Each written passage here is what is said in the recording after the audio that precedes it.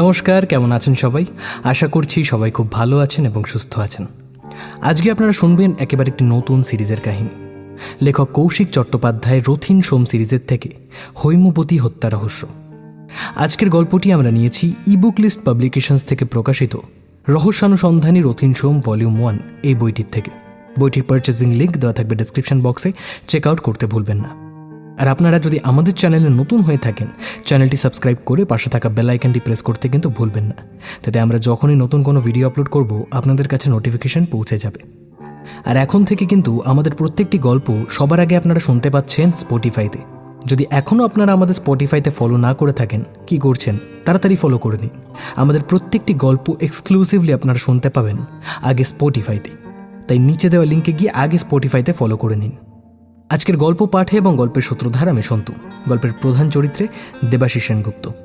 শুরু করছি আজকের গল্প লেখক কৌশিক চট্টোপাধ্যায়ের রথিন সোম সিরিজের থেকে হৈমবতী হত্যা রহস্য।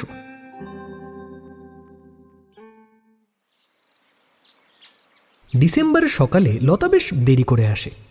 বেহালার এই ফ্ল্যাটে লতা 3টে ঘরে কাজ। ঘোষগিন্নি, অশোকের ফ্ল্যাট আর 3তলা দক্ষিণ দিকের একেবারে শেষের ঘরটা, মানে হৈমবতী রায়ের ফ্ল্যাট।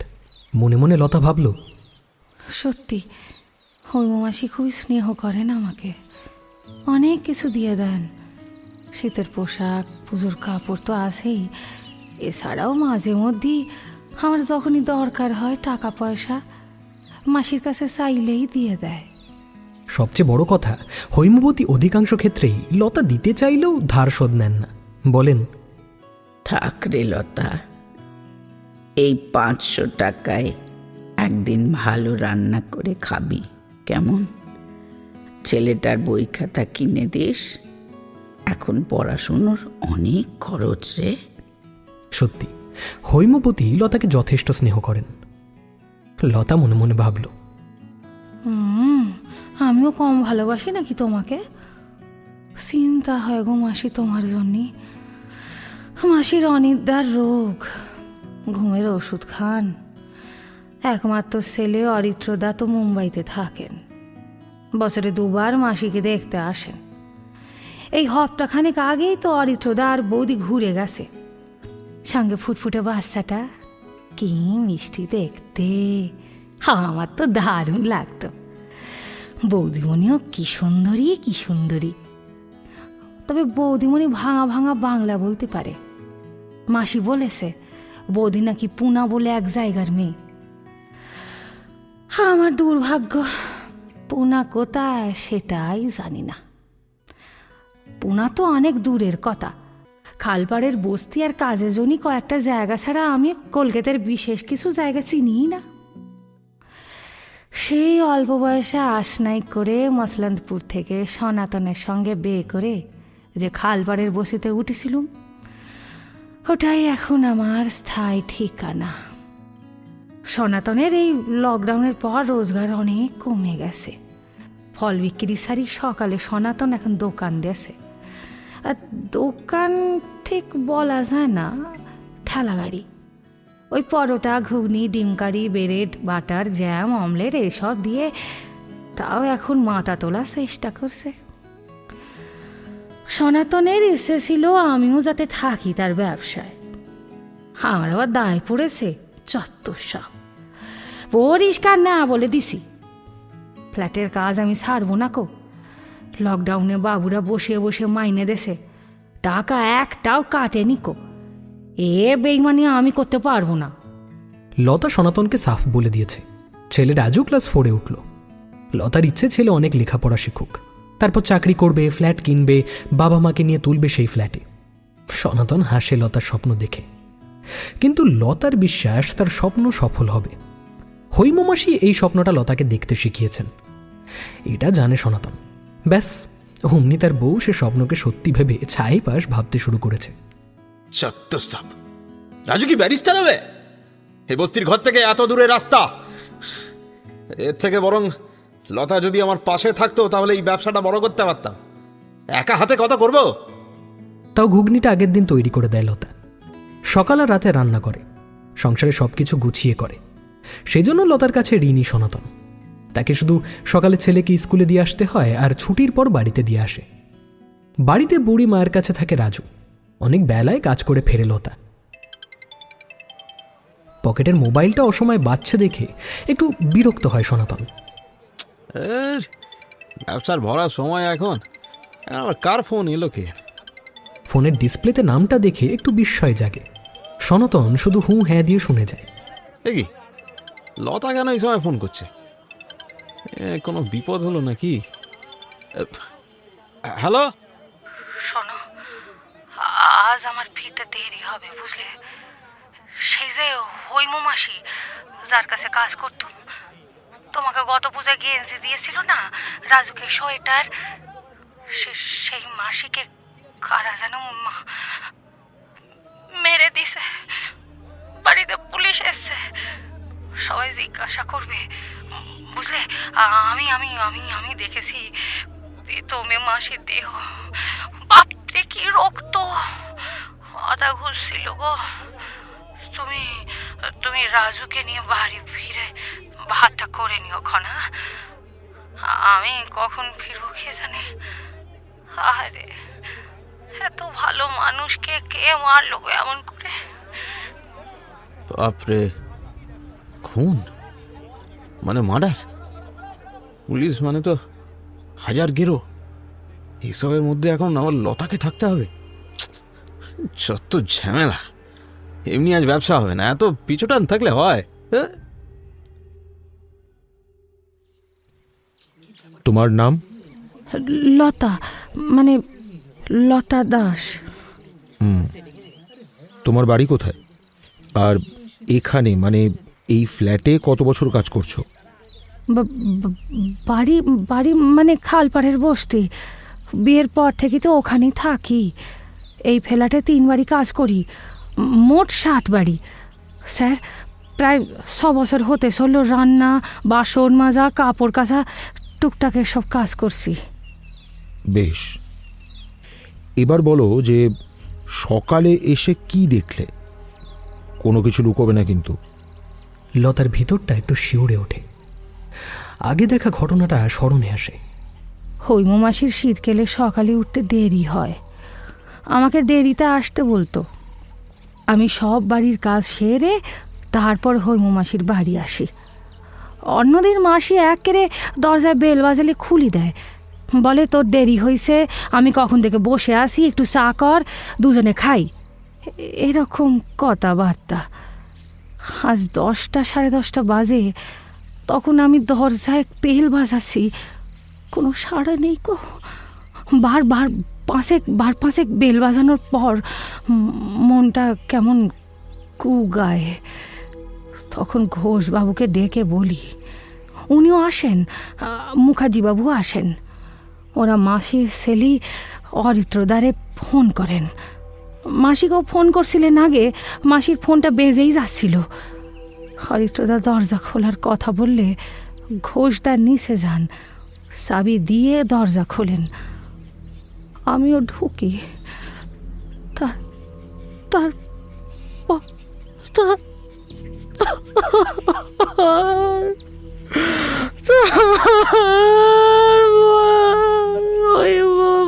বেশ, তাহলে তুমি গিয়ে দেখো সামনের ডাইনিং রুমে তোমার মাসির দেহটা পড়ে আছে, গলাটা কাটা, রক্তে ভেসে যাচ্ছে, এই তো?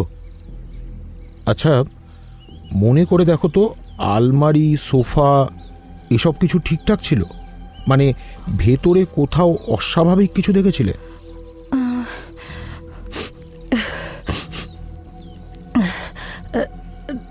না, সেরকম কিছু তো দেখিনি। হ্যাঁ স্যার, হ্যাঁ, মাসির পায়ে চটি ছিল না, অথচ মাসি চটি ছাড়া হাঁটতো না।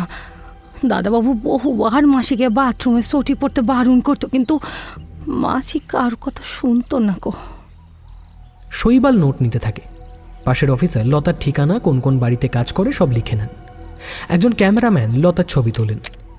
হায় রে, এরা আমাকে সন্দেহ করছে। এরা জানে না আমার কাছে হৈমু মাসি নিজের মায়ের থেকেও অনেক অনেক বেশি ছিল। ঠিক আছে, তুমি এখন যেতে পারো। ফোন করলেই চলে আসবে, দরকার হলেই ফোন যাবে, ঠিক আছে? শৈবাল অন্যদিকে যায়। অশোকবাবু, মুখার্জিবাবু আর ঘোষবাবুদের জেরা করতে হবে। জেরা করার পর শৈবাল একবার সবার উদ্দেশ্যে পুরো ঘটনাটার আপাত অবস্থার বর্ণনা দেন। তাহলে যা দাঁড়াচ্ছে সেটা হলো 3 তলায় ফ্ল্যাট হৈমবতী রায়ের। বিধবা মহিলা, স্বামী জুডিশিয়াল সার্ভিসে ছিলেন, বিরাট প্রতিপত্তি ছিল, একটা গাড়ি দুর্ঘটনায় মারা যান। অর্থের অভাব নেই হৈমবতী রায়ের। এই 3 তলার হৈমবতী রায়ের পাশের ফ্ল্যাট বন্ধ। আপনাদের মতে এটা শাসমল সাহেবের, বন্ধই পড়ে থাকে। তার পাশের ফ্ল্যাটটাও বন্ধ। এর পরের ফ্ল্যাট অসীম পালের, বিধবা মা নিয়ে থাকেন অসীমবাবু। হৈমবতী রায়ের ফ্ল্যাটের মেহগনি কাঠের দরজা বাইরে থেকে টেনে বন্ধ করে দিলে বন্ধ হয়ে যায়। অবশ্য সব ফ্ল্যাটের দরজাই একই রকম। হৈমবতীর একটি পুত্র অরিত্র, সে স্ত্রী শকুন্তলা আর একটা কন্যা সন্তান মৌকে নিয়ে ব্যাঙ্গালোরে থাকে। তাকে খবর দেওয়া হয়েছে অরিত্র আসছে, আর এখন দেহটা পোস্টমর্টমে পাঠাতে হবে। ফটোগ্রাফার ছবি তুলছে বিভিন্ন অ্যাঙ্গেল থেকে। শৈবাল হাতে গ্লাভস পরে বেডরুমের দিকে এগিয়ে গেল। বেডরুমটা তো ভীষণ পরিষ্কার পরিচ্ছন্ন, সাজানো গোছানো। দেওয়ালে হৈমবতী রায় আর তার স্বামীর ছবি, দেখে মনে হচ্ছে অনেক বছর আগের তোলা। তবে ছবিটা বোধহয় বাঁধানো হয়েছে এই বছর 5-এর মধ্যে, কারণ বেশ আধুনিক ফটো ফ্রেম, কাবার্ড, একটা ছোট বই রাখার আলমারি আর একটা গোদরেজের শেলফ। খাটটা বেশ বড় এবং দামি। খাটের চাদর টান টান। মনে হয়নি কেউ খাটে শুয়েছে বলে। জামা রাখার আলমারি আছে পূর্ব প্রান্তে।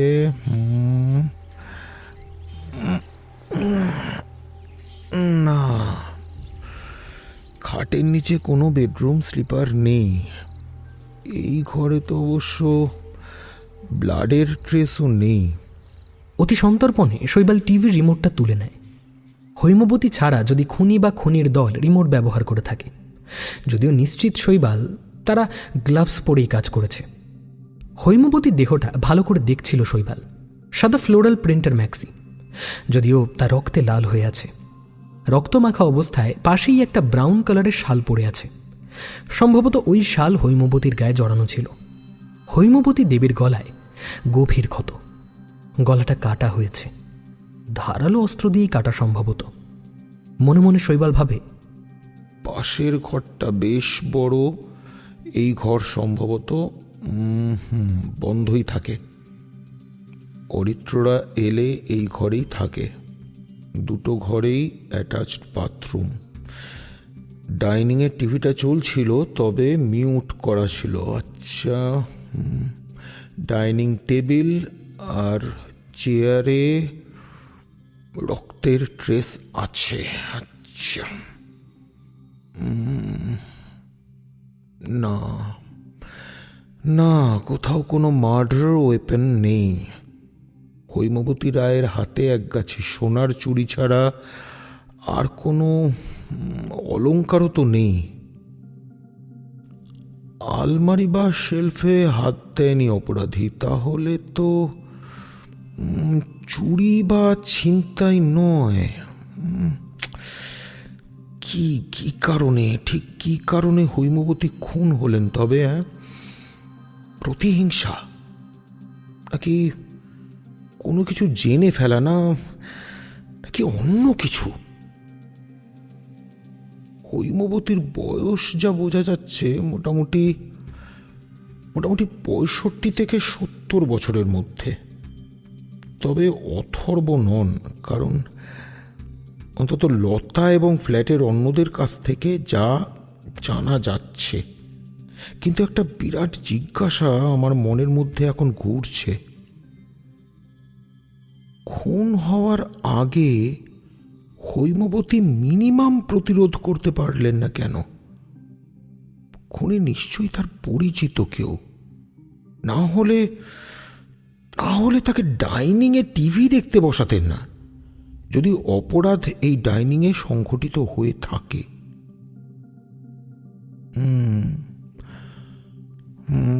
স্নিফার ডগ সিঁড়ি দিয়ে নেমে বাইরের গেট পর্যন্ত গেছিল, তারপর আর যেতে পারেনি। অর্থ একটাই, খুনি বা খুনির দল লিফট ব্যবহার করেনি, সিঁড়ি ব্যবহার করেছে, তারপর গাড়ি নিয়ে ধাঁ। প্রতিবেশীদের মতে আইহোল দিয়ে পরিচিত কাউকে দেখে হৈমবতী রায় দরজা খোলেন, তারপর ডাইনিংয়ে বসেন। হয়তোবা চা বা অন্য কিছু অফারও করেন, কিন্তু যদিও সেসব নিছকই আন্দাজ, কারণ কাপ ডিশ এসবের কোনো চিহ্ন নেই ডাইনিংয়ে। ডাইনিংয়ের পাশে রান্নাঘর, সেখানেও তো সব কিছুই যথাযথ, শুধু হটপটে রুটি রয়েছে। মানে কাল রাতে নৈশভোজ করার আগেই হৈমবতী নিহত হয়েছেন। রহস্য, বেশ রহস্য। আচ্ছা, হৈমবতীকে কি ঘুমের ওষুধ খাওয়ানো হয়েছিল? কি করে? সে খাবারই বা এলো কোথা থেকে? না না না না, মনে হচ্ছে এই কেস স্যার ছাড়া সমাধান করা অসম্ভব, অন্তত আমার পক্ষে তো বটেই। আপাত পর্যবেক্ষণের পর এইসব ভালো মন্দ ভাবছিল শৈবাল এতক্ষণ। শৈবালের হাতে এখন জবানবন্দি নেওয়া ছাড়া আর কিছু করার নেই। অরিত্রবাবুর সঙ্গে কথা বলতে হবে, পোস্টমর্টম রিপোর্ট আসা পর্যন্ত অপেক্ষা করতে হবে। শরীরে রিগর মর্টিস সেট সিন, মানে খুনের সম্ভাব্য সময় অনেক আগেই। সিকিউরিটিকে একবার ইন্টারোগেট করতে হবে, সিসিটিভি ফুটেজ দেখতে হবে। অনেক অনেক অনেক কাজ আছে। সত্যি, একজন আইওর অনেক দায়িত্ব। পুঙ্খানুপুঙ্খভাবে সব কিছু দেখতে হবে, রেকর্ড করতে হবে। শৈবাল যতটা সহজ ভাবছিল ততটা সহজ হলো না। ফ্ল্যাটের সিসিটিভিগুলো দিন 20 হলো খারাপ হয়েছে, আর রাতে যে সিকিউরিটি থাকে সেই মোহনলাল জানালো যে ডিউটি হস্তান্তর হয় রাত 9টায়। সেই মতো সে বাড়ি থেকে বের হয়েছিল। হঠাৎই এক বাইক আরোহী তাকে ডেকে বলে মোহনলাল যেন এক্ষুনি বাড়ি যায়, তার ছেলের পড়ে গিয়ে মাথা ফেটে গেছে। বাইক আরোহী আরও বলে যে সে গিয়ে ব্রিজমোহনকে সব বলছে, ব্রিজমোহন একটু ঠেকিয়ে দেবে।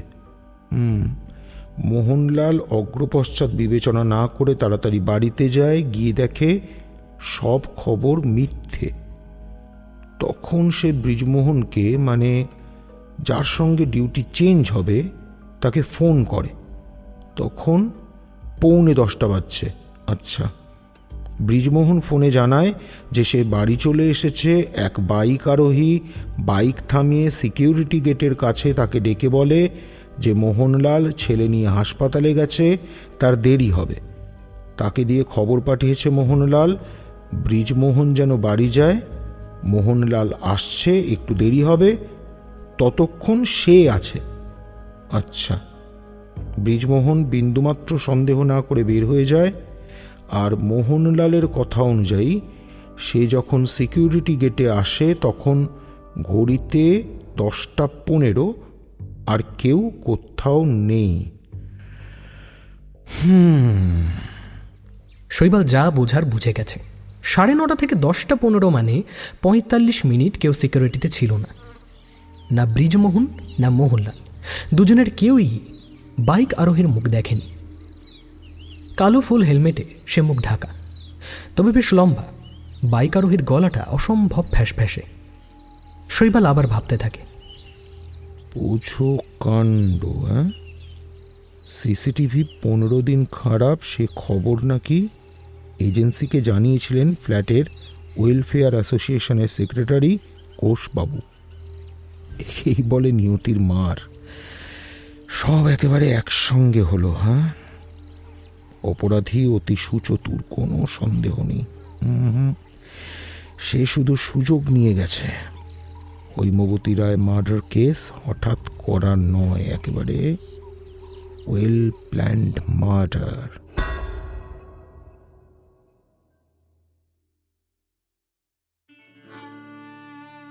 রথিন সোম রবিবার একটু আলস্যে সময় কাটান। সকালে উঠতে চান না। তমাল শৈবালরা তার ছাত্র হিসেবে ডিপার্টমেন্টে সুনাম করেছে। সিপি, ডিসিডিডি এখনও জটিল কেসের পরামর্শ নেওয়ার জন্য শৈবাল তমালকে পাঠান তার কাছে। এতে রথিন সোমের আনন্দই হয়। না, আত্মশ্লাঘা নয়, বরং মগজাস্ত্রর পুষ্টি হয়, এটাই রথিন সোমের বিরাট পাওনা।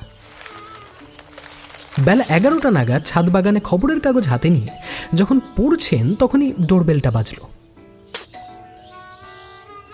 এই অসময়ে আবার কে এলো? ছাদ থেকে নিচে তাকিয়ে সাদা গাড়িটা দেখেই বুঝলেন শৈবাল এসেছে। লতিকা রান্নাঘর থেকেই ডোরবেলের আওয়াজ শুনেছে এবং রেবাকে নিচে পাঠিয়েছে দরজা খোলার জন্য। সিঁড়ি দিয়ে শৈবালের পদধ্বনি শুনে রথিন সোম একটু হাসলেন। শৈবাল আসাবারই নতুন কেস। মগজের পুষ্টি এখন প্রায় হয় না বললেই চলে। জটিল কেস আর কোথায়। রথিন সোম গুনগুনিয়ে গেয়ে উঠলেন রবীন্দ্রনাথকে আশ্রয় করে। এসো এসো এসো গো আমার ঘরে, বাহির হতে এসো। তারপর শৈবাল এসো। কি কেস? খুন না অন্য কিছু? শৈবাল হাঁ করে স্যারের দিকে তাকিয়ে থাকে। স্যারের ইনটিউশন সাংঘাতিক। আস্তে আস্তে সব ঘটনা বলে স্যারকে। রথিন সোম চুপচাপ শুনে যান। বুঝলে শৈবাল, পোস্টমর্টেম রিপোর্টটা লাগবে। আমি একবার হৈমবতী রায়ের ঘরটা দেখতে চাই। ওনার ছেলে অরিত্র, তার স্ত্রী, আর ওই কাজের মেয়েটি কি যেন নাম, লতা, হ্যাঁ, তার সঙ্গেও কথা বলবো। আচ্ছা শৈবাল, মার্ডার ওয়েপন নিয়ে খুনি বের হলো, অথচ বাইরে রক্তের কোনো ট্রেস নেই। আশ্চর্য। আরে রান্নাঘরের সিঙ্ক, বেসিন এসব ফরেন্সিক পরীক্ষা করাও। আর বড় কোনো ছুরি বা কাটিং নাইফ রান্নাঘরে পাওনি? ঘোষবাবু এবং অন্যান্য সবার সঙ্গে কথা বলতে হবে। তাহলে সিকিউরিটির দুজনকে প্রশ্ন করেছ? তারও রিপোর্ট চাই, সম্পূর্ণ জবানবন্দির রিপোর্ট। কেমন? ও হ্যাঁ, ভালো কথা, হৈমবতী উইল করেছিলেন কি? ওর সলিসিটরকে খোঁজো। টাকা বা অর্থের জন্য না হলে খুনের মোটিভ কি? শত্রুতা, প্রতিহিংসা, নাকি অন্য কিছু? ভাবো ভাবো শৈবাল, ভাবো, ভেবে দেখো যে প্রি প্ল্যান্ড মার্ডার মানে কারণ তো আছেই। হৈমবতীর পূর্ব জীবন জানতে হবে। অরিত্র কতটা জানে? কোনো ডায়েরি বা বাড়ির বয়স্ক চাকর থাকলে মিসিং লিঙ্ক খোঁজা অনেক সহজ হতো শৈবাল। ও বলছি যে হৈমবতী ফোন ব্যবহার করতেন? তাহলে তার কল লিস্ট তো দরকার আমার শৈবাল। কাল চলো, চলো দুজনে যাই।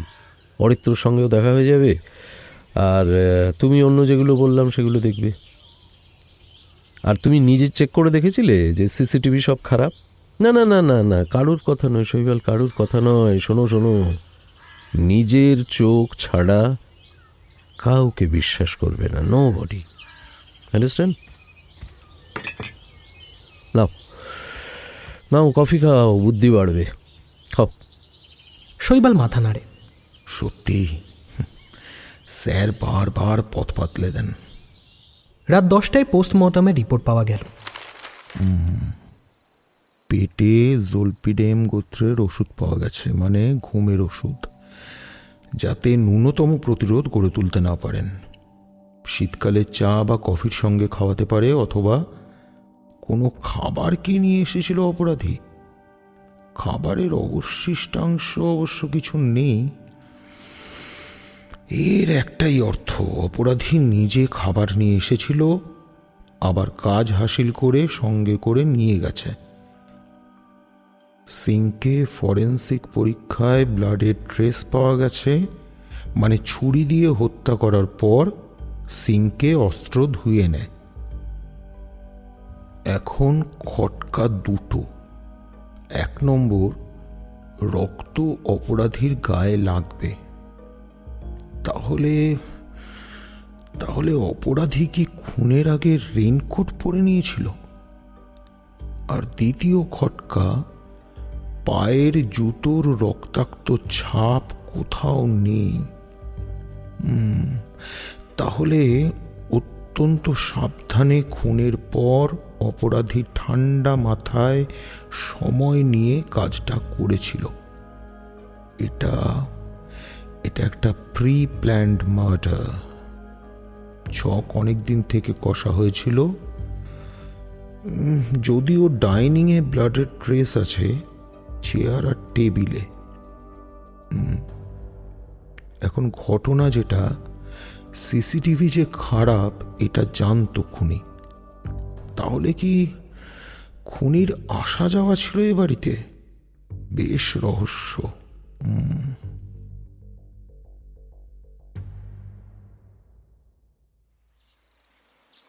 অরিত্রবাবু এসেছেন, সঙ্গে স্ত্রী শকুন্তলা দেবী আর কন্যা মৌ। অরিত্রবাবু ভেঙে পড়েছেন।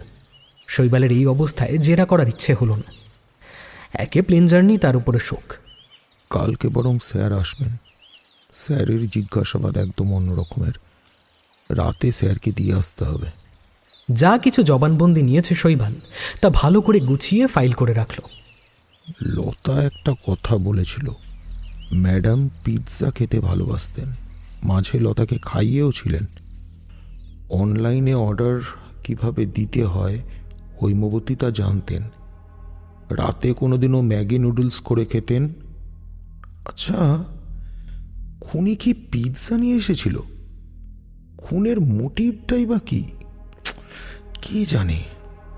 টাকা নয়, ব্ল্যাকমেল বা প্রতিহিংসা বা উইল সংক্রান্ত? হৈমবতীর বংশের ইতিহাসটা একবার জানতে হবে। স্যারকে নিয়ে পার্সোনাল সলিসিটারের সঙ্গে যোগাযোগ করতে হবে। কালও কাজের পাহাড় জমে আছে। হৈমবতীর ফোনের কল লিস্ট চেক করতে হবে।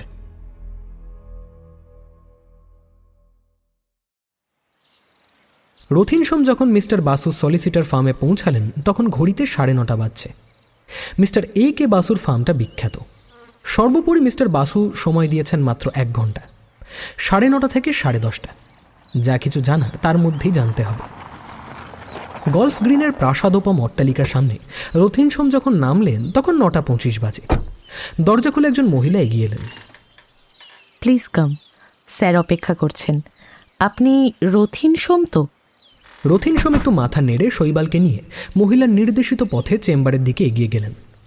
এক মাথা পাকা চুল মিস্টার বাসুর, অনেকটা কবি সুভাষ মুখোপাধ্যায়ের মতন দেখতে। সাদা পাজামা পাঞ্জাবি পরে সেক্রেটারিয়েট টেবিলে বসে কিছু একটা দেখছিলেন। রথিন সোম আর শৈবালের পায়ের আওয়াজে তাকালেন। চোখে রিমলেস চশমা। ও হ্যাঁ হ্যাঁ হ্যাঁ, বসুন বসুন মিস্টার সোম, আপনিও বসুন। আচ্ছা, কী নেবেন, চা না কফি? No thanks. আমি কাল রাতে ফোন করেছিলাম। জানেনই বোধহয় যে হৈমবতী দেবী মার্ডার হয়েছেন। আমি দেখছি ব্যাপারটা। একটু নীরবতা। তারপর মিস্টার বাসু বেল বাজিয়ে ডাকলেন। মানব, হৈমবতী ম্যাডামের ফাইলটা নিয়ে এসো তো। মানব বলে ছেলেটি বেরিয়ে গেল। অদ্ভুত ঘটনা জানেন মিস্টার সোম, হৈমবতী দেবীর স্বামী অর্কপ্রভ ছিলেন ম্যাজিস্ট্রেট, মানে জুডিশিয়াল ম্যাজিস্ট্রেট। আমার সঙ্গে ভীষণ হৃদ্যতা ছিল। অর্কপ্রভর জন্ম দেরাদুনে, যদিও পড়াশুনো কলকাতায়। পেশার কারণে আমার সঙ্গে পরিচয়। অর্কর বাবা ছিলেন একজন মেজর। অর্কর ক্যারিয়ার ব্রিলিয়ান্ট, তরতর করে এগিয়ে গেছিল। আইনি পড়াশোনা ছিল যথেষ্ট। ওর বিয়েতে আমি নিমন্ত্রিত ছিলাম। হৈমবতী বেথুন কলেজে পড়া মেয়ে, বিদুষী, সম্বন্ধ করেই বিয়ে। অর্কর বদলির চাকরি। পুরুলিয়া, মালদহ, বীরভূম অনেক জায়গায় অর্ককে বদলি হতে হয়েছিল। অবসরের পর বেহালায় ফ্ল্যাটে চলে আসে অর্কপ্রভ। যদিও 1 মাসের মধ্যে দার্জিলিং বেড়াতে গিয়ে পথ দুর্ঘটনায় অর্কপ্রভ মারা যায়। সেবার এক বন্ধুর মেয়ের বিয়েতে যাবে বলে দার্জিলিং গেছিল অর্ক। অরিত্রর ফাইনাল ইয়ারের পরীক্ষা বলে হৈমবতী ফ্ল্যাটে ছেলেকে নিয়েছিল। যাই হোক, অর্কর দেহ ফিরল। পোস্টমর্টেম হয়েছিল। অনেকের মতো আমারও সন্দেহ ছিল অর্কর মৃত্যুটা স্বাভাবিক নয়। লরি ড্রাইভারকে পুলিশ গ্রেপ্তার করেছিল। জেলেও ঘালি টানতে হয়েছিল তাকে। কিন্তু কিন্তু মাস্টার মাইন্ড অন্য কেউ থাকতে পারে। মানব ঘরে ঢুকেছে একটা ফাইল নিয়ে। এই নিন স্যার। মানব ছেলেটি ফাইলটা রথিন সোমের দিকে এগিয়ে দিল। এই হচ্ছে ইচ্ছাপত্রর ফটোকপি। আপনার জন্য করিয়ে রেখেছি। অরিত্রর সঙ্গে কথা বলতে হবে। মিস্টার বাসু, আপনি অর্কপ্রভ রায়ের মৃত্যু নিয়ে সন্দেহ করেছিলেন কেন? Any clue? অর্ক অনেক অনেক গল্প করত। ওর ডায়েরি লেখার অভ্যাস ছিল। পারলে ডায়েরিগুলো পড়ুন। আমি 2-1টা ঘটনা জানি। বীরভূমে থাকাকালীন রাজনৈতিক ছত্রছায়ায় থাকা এক ডন, নাম আকাশদীপ সিং, তার বিচার হয় অর্কর এজলাসে। অনেক খুন ধর্ষণের অভিযোগ ছিল তার বিরুদ্ধে। ওদের বিশাল গ্যাং ছিল। যাই হোক, আকাশদ্বীপের এত বারবারন্ত হয়েছিল যে নিজেই সমান্তরালভাবে প্রশাসন চালাত। শেষে মুখ্যমন্ত্রীর হস্তক্ষেপে প্রশাসন সক্রিয় হলে আকাশদ্বীপ গ্রেপ্তার হয়। অর্কর এজলাসে বিচারে যাবজ্জীবন হয়। হাইকোর্টে আপিল করলেও একই রায় বহাল থাকে। আকাশদ্বীপের স্ত্রী ও তার মেয়ে হৈমবতীর সঙ্গে ও পরে অর্কর সঙ্গে যোগাযোগ করে।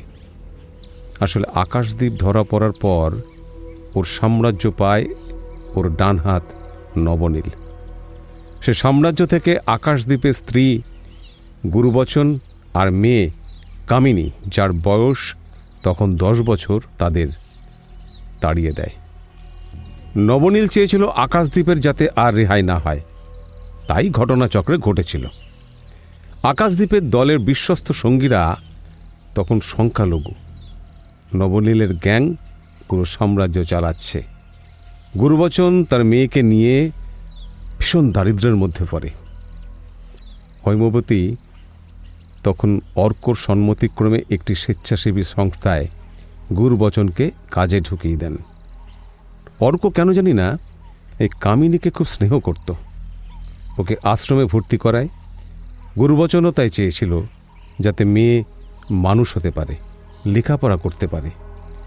গুরুবচন যদিও বাঁচতে পারেনি। আকাশদ্বীপ তখন আলিপুর সেন্ট্রাল জেলে।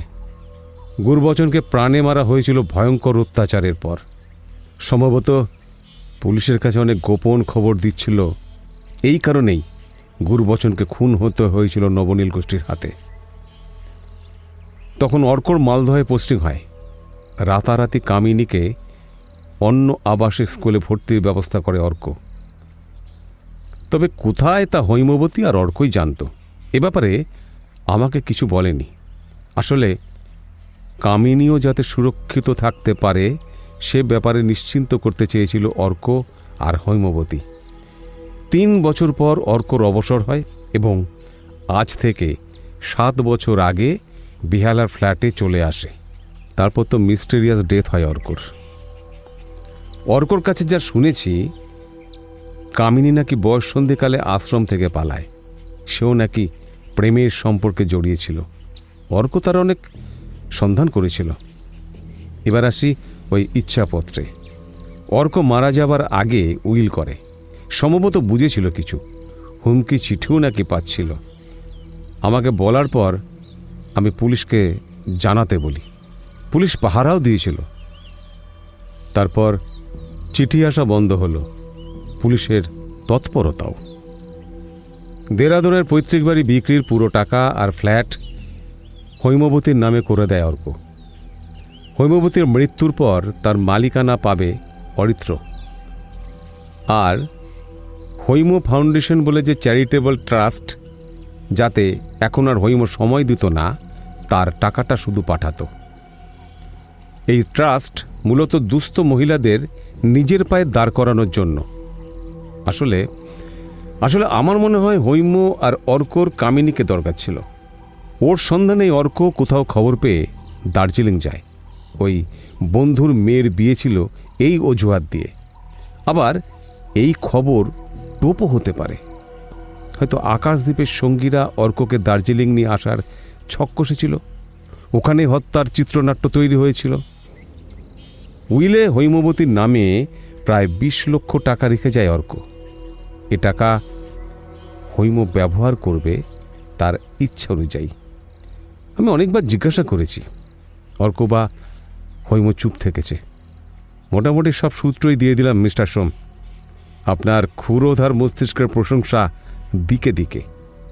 আশা করি হৈমর হত্যাকারী এবং অর্করও হয়তো একই ব্যক্তি। সে আপনার জন্যই ধরা পড়বে। যদি হৈমবতী রায়ের আকস্মিক মৃত্যু ঘটে, তাহলে টাকাটা মানে 20 লক্ষ টাকার ভবিষ্যৎ কি? চাচলের এক অনাথ আশ্রম, নাম শারদা অনাথ আশ্রম, ওই আশ্রম টাকাটা পাবে। আর তো আপনাদের সময় দিতে পারছি না মিস্টার সোম, আমার অনেকগুলো কাজ আছে। রথিন সোম নমস্কার করে উঠে পড়লেন। ফেরার পথে গাড়িতে স্যার সারাক্ষণ ইচ্ছাপত্রটা দেখছিলেন। শৈবাল জানে স্যার এখন চিন্তামগ্ন। সত্যি, হৈমবতী হত্যা রহস্যের বীজ অনেক আগেই পোঁতা হয়েছিল।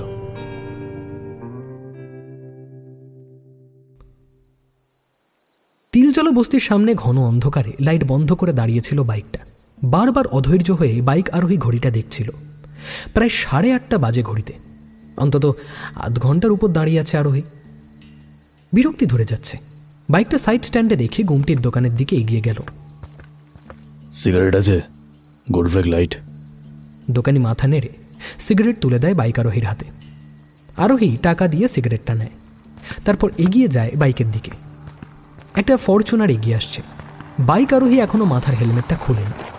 গাড়ির দরজা খুলে যে লোকটির নামে ওই অন্ধকারেও বোঝা যাচ্ছে বেশ দীর্ঘদেহী। দুজনের মধ্যে কথা হতে থাকে। প্রায় 10 মিনিট পর দীর্ঘদেহী আগন্তুক গাড়ির মধ্যে ঢুকে যায়। গাড়িটা চলতে থাকে ধীরে ধীরে। বাইক আরোহী আবার ফিরে আসে বাইকের দিকে। বাইকটা চলতে থাকে দক্ষিণ দিকে।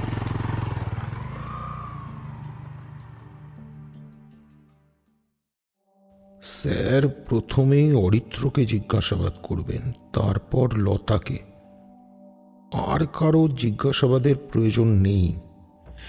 শুধু সিকিউরিটি দুজনকে মিট করবেন। আবার আগেই বলে রেখেছেন শৈবালকে।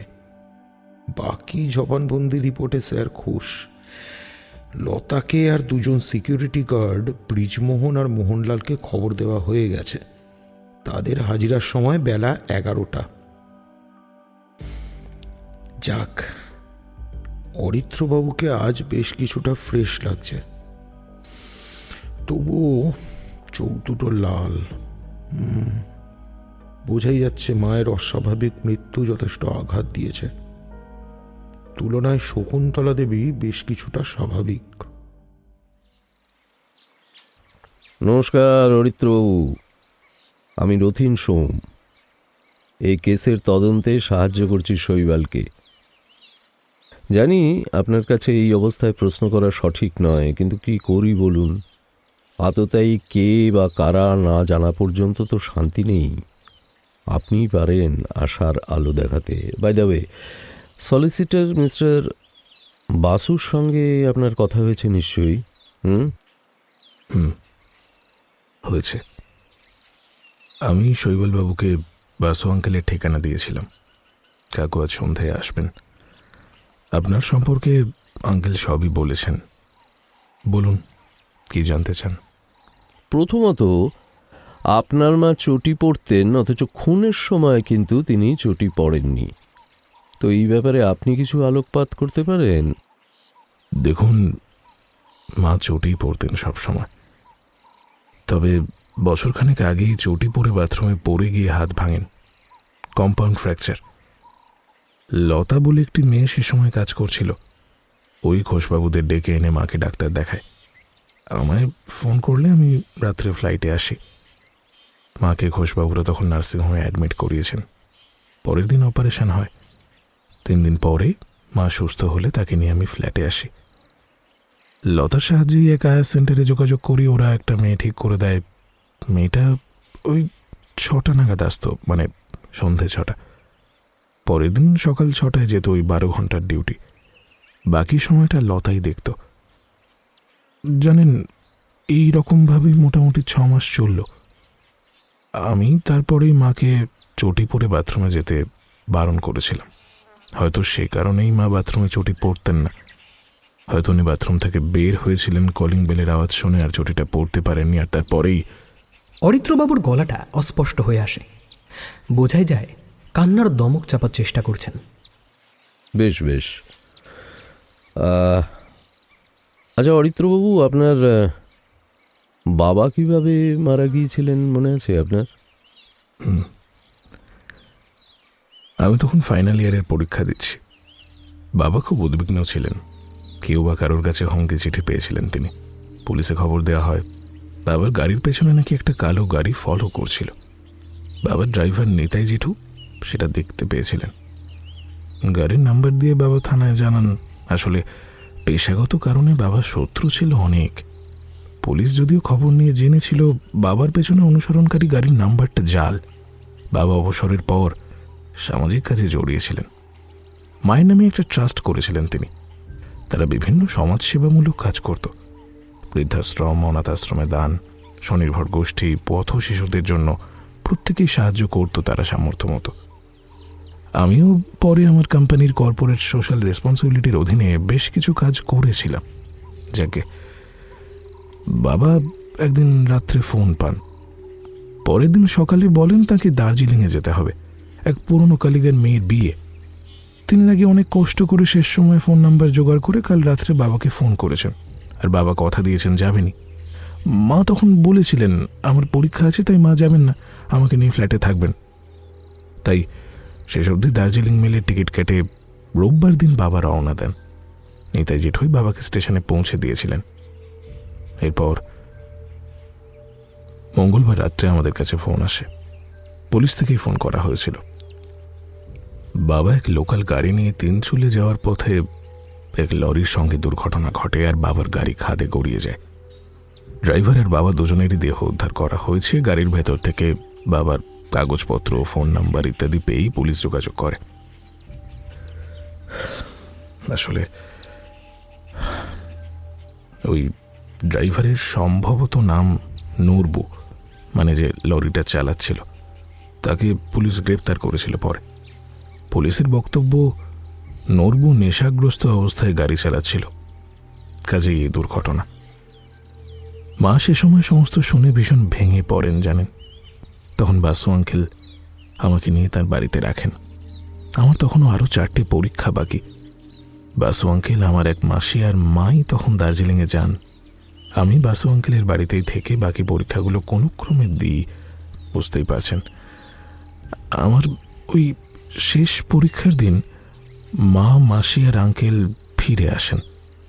মাই সব কাজ নিজে হাতে করেছিলেন, আমার কথা ভেবে আর কি। জানেন, আমার মা না ভীষণ সাহসী ছিল। আপনাদের সেই গাড়ি এখনো আছে অরিত্রবাবু? আর হ্যাঁ, ওই নিতাই জেঠুকে পাওয়া যাবে, মানে ড্রাইভার?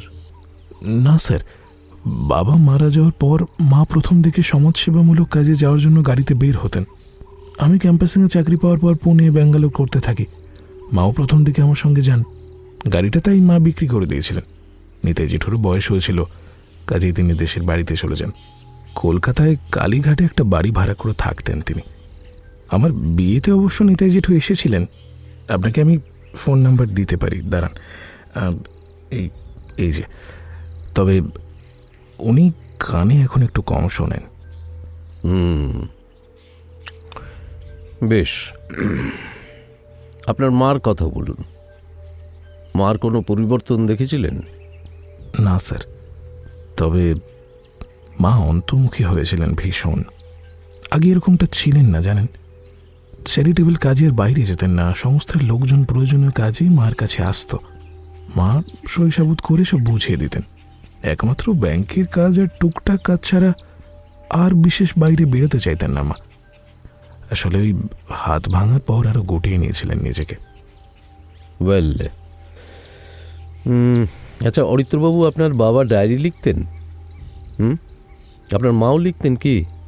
তাহলে ডায়েরিগুলো যদি পাওয়া যায় একটু প্লিজ। হ্যাঁ, বাবা লিখতেন। আমি অবশ্য পড়িনি, তবে মা পড়েছেন। আসলে বাবার সঙ্গে আমার একটা দূরত্ব ছিল। বাবা পেশাগত কারণে কোথাও সামাজিক অনুষ্ঠানে যেতেন না। মাই আমাকে সবসময় নিয়ে যেতেন সঙ্গে করে।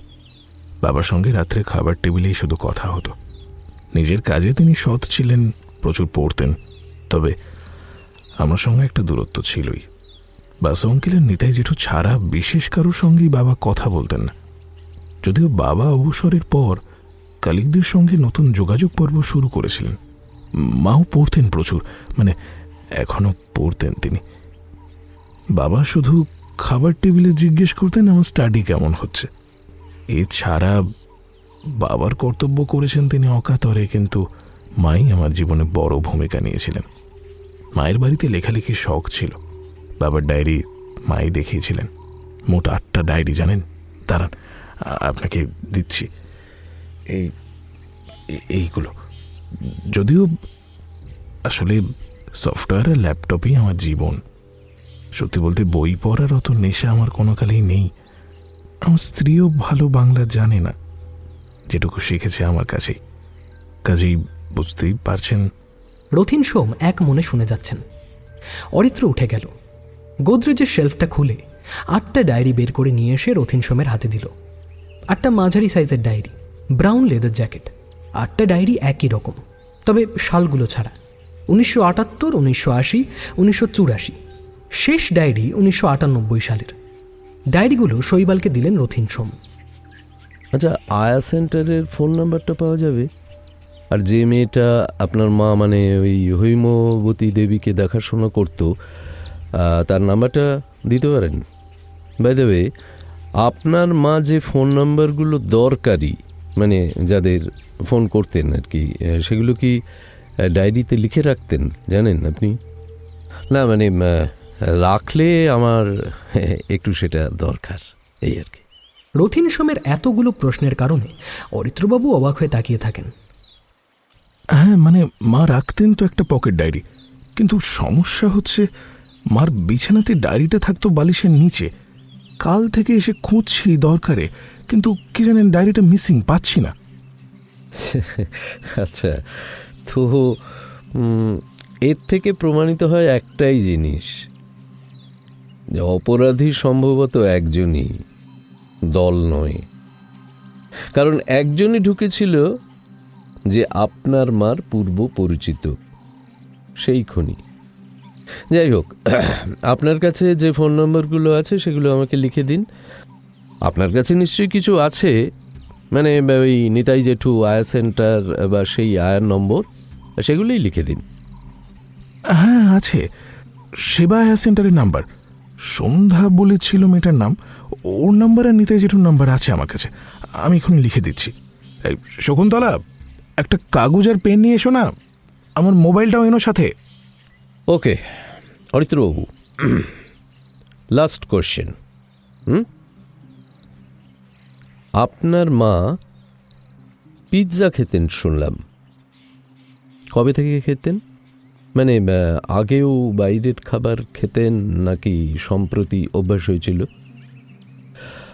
আর আরও একটা কথা, ভালো করে সব খুঁজে দেখবেন তো আপনার মার আর কিছু মিসিং ছিল কিনা। এই যে আপনার বাবা মার ছবিটা বাঁধানো আছে মার ঘরে, এটা কি নতুনভাবে বাঁধানো? তাহলে কে বাঁধিয়েছে? হ্যাঁ, কে বাঁধিয়েছে এবং কবে? না, মা জীবনেও বাইরে খাবার খেতেন না। হাত ভাঙার পর লতার কাছ থেকে যা শুনেছি, যে মেয়েটা মায়ের দেখাশোনা করত তার কাছ থেকেই পিৎজা খেতে শিখেছিলেন। মার বেশ ভালো লাগতো খেতে। সন্ধ্যায় মাকে অর্ডার দিতে শিখিয়েছিল, আর মা সেখান থেকে অর্ডার দিয়ে পিৎজা আনিয়ে খেতেন। মাঝে মাঝে লতাকেও খাইয়েছেন। আর রাত্রে ম্যাগি, নুডলস ইত্যাদি খাওয়ার অভ্যেসও ওই সন্ধ্যার দৌলতেই। আমি মাকে বারণও করেছিলাম, জানেন। আসলে মা সন্ধ্যা আর লতাকে ভীষণ ভালোবাসতেন। পরেও মাঝে মধ্যে সন্ধ্যা মার কাছে গল্প করতে আসতো। না, অরিত্রবাবু কিছু মিসিং কিনা আর ওই ছবির ব্যাপারটা? অরিত্রবাবু জল খেলেন। এতক্ষণ কথা বলে বেশ পরিশ্রান্ত মনে হচ্ছে। না, আর কিছু দেখিনি। তবে শকুন্তলা বলছে বড় কিচেন নাইফটা নাকি নেই, বাকি সবই ঠিকঠাক। টাকা বিশেষ কিছু থাকতো না। মার যেটুকু দরকার সেটুকুই রাখতেন বা তুলতেন। বেশিরভাগই মা চ্যারিটির ব্যাপারেই চেক দিতেন। আর আর কি জানেন যে এই যে ছবিটা, এটার একটা ইতিহাস আছে। মা বেশ কয়েক বছর আগে আমাকে একটা দুজনের জয়েন্ট ছবি দিয়ে বললেন এটাকে রঙিন করে একটা নির্দিষ্ট সাইজের মধ্যে করা যাবে কিনা। আমিও কোরিয়ানি কালার এবং সাইজ অনুযায়ী। মা আমাকে দিয়ে একটা পছন্দ মতো ফ্রেম আনান, আর কাঁচ, এমনকি পেছনের হার্ডবোর্ডটাও আমাকে দিয়ে কিনে আনেন। তারপর নিজেই ছবিটা বাড়িতে বাঁধান। আমি বলতে বলেছিলেন সব কাজ দোকানে করাতে নেই, নিজে করার মজা নাকি আলাদা। আসলে আগে কত কিছু তিনি নিজে করেছেন, যাকে আমি সমস্ত সাইজ মতো দোকান থেকে গিয়ে কিনে নিয়ে আসি মায়ের কথা মতো। মা নিজেই ছবিটা বাঁধিয়েছিলেন। পেছনে পিন মারা, সেলোটেপের ব্যবহার বা ছবি ঝোলানোর রিং, এই সবই মায়ের হাতে করা। দেখুন, মা এটা নিজের ঘরে টাঙিয়েছিলেন। কিন্তু কেন বলুন তো স্যার? না, আসলে ছবিটার ফ্রেম, কাঁচ সবই প্রফেশনাল, অথচ বাঁধানোটা কাঁচা হাতের, তো সে কারণেই জিজ্ঞাসা করলাম। আর ছবিটা কবে টানানো হয়েছিল বা বাঁধানো হয়েছিল সেই ইনফরমেশনটাও দরকার আমার। সেটা মার হাত ভাঙার আগে না পরে? অরিত্রবাবু একটু ভাবলেন। এরকম অদ্ভুত সব প্রশ্ন শুনে শৈবালও কেমন অবাক হয়ে গেছে। স্যার বড় আনপ্রেডিক্টেবল। এমনি এমনি ডিপার্টমেন্ট রথিন সোমের উপর ভরসা রাখে না। যতদূর মনে পড়ে হাত ভাঙার আগেই।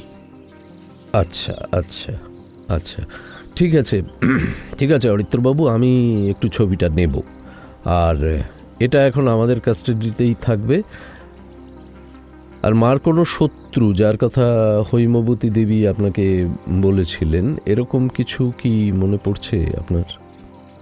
না, মা অজাতশত্রু ছিলেন। সবার সঙ্গেই মিশতেন তিনি, তাই সবাই মাকে ভালোবাসত।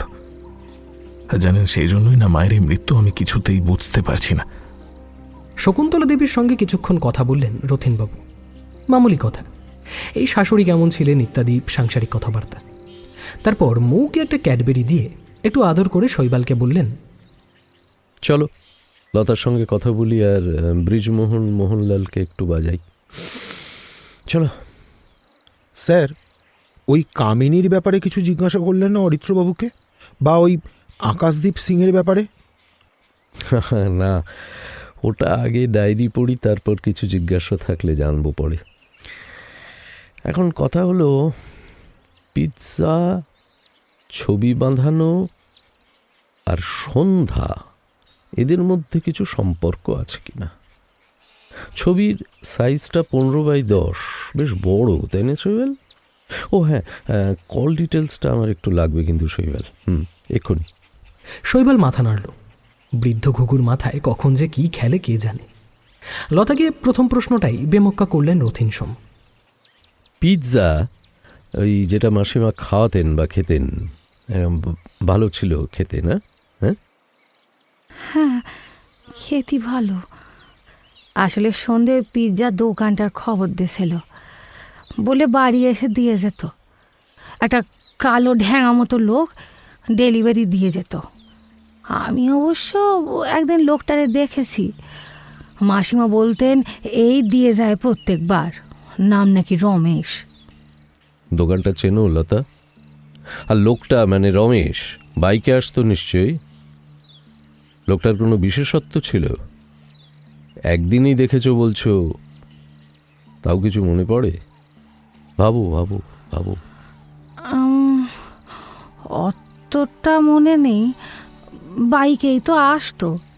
তবে ঘাটটা একটু বেঁকা আর গলাটা ফ্যাঁস ফ্যাঁসে, একটু যেন হিন্দির টান মতো ছিল, মানে বাংলাটা কেমন ধারা বলতো যেন। আচ্ছা লতা, তুমি সন্ধ্যাকে দেখেছো নিশ্চয়ই, কিছু মনে পড়ে সন্ধ্যার ব্যাপারে? না কোনো কোনো ব্যাপার এরকম কিছু যেটা অদ্ভুত লেগেছিল তোমার? মাসিমার সঙ্গে তো ভীষণ গল্প করত। অল্প কদিন এসেই মাসিমার খুব কাছের লোক হয়েছিল। ওই নাকি প্রথম দিন মাসিমাকে পিৎজা এনে খাইয়েছিল। মাসিমার ভালো লেগেছিল। মাসিমা নাকি মাঝে মাঝেও ফোনে অর্ডার করতেন, আমাকেও খাইয়েছেন। হ্যাঁ, ভালোই খেতে। তবে রমেশের সঙ্গে একদিন আসার সময় সন্ধ্যাকে বেশ ঘনিষ্ঠভাবে গল্প করতে দেখেছি। মনে হয়েছিল বহুদিনের পরিচয়। আচ্ছা, কামিনী বলে কাউকে মানে কোনোদিন মাসিমাকে নাম করতে দেখেছিলে বা ফোনে কথা বলতে? না, আমি তো শুনিনি।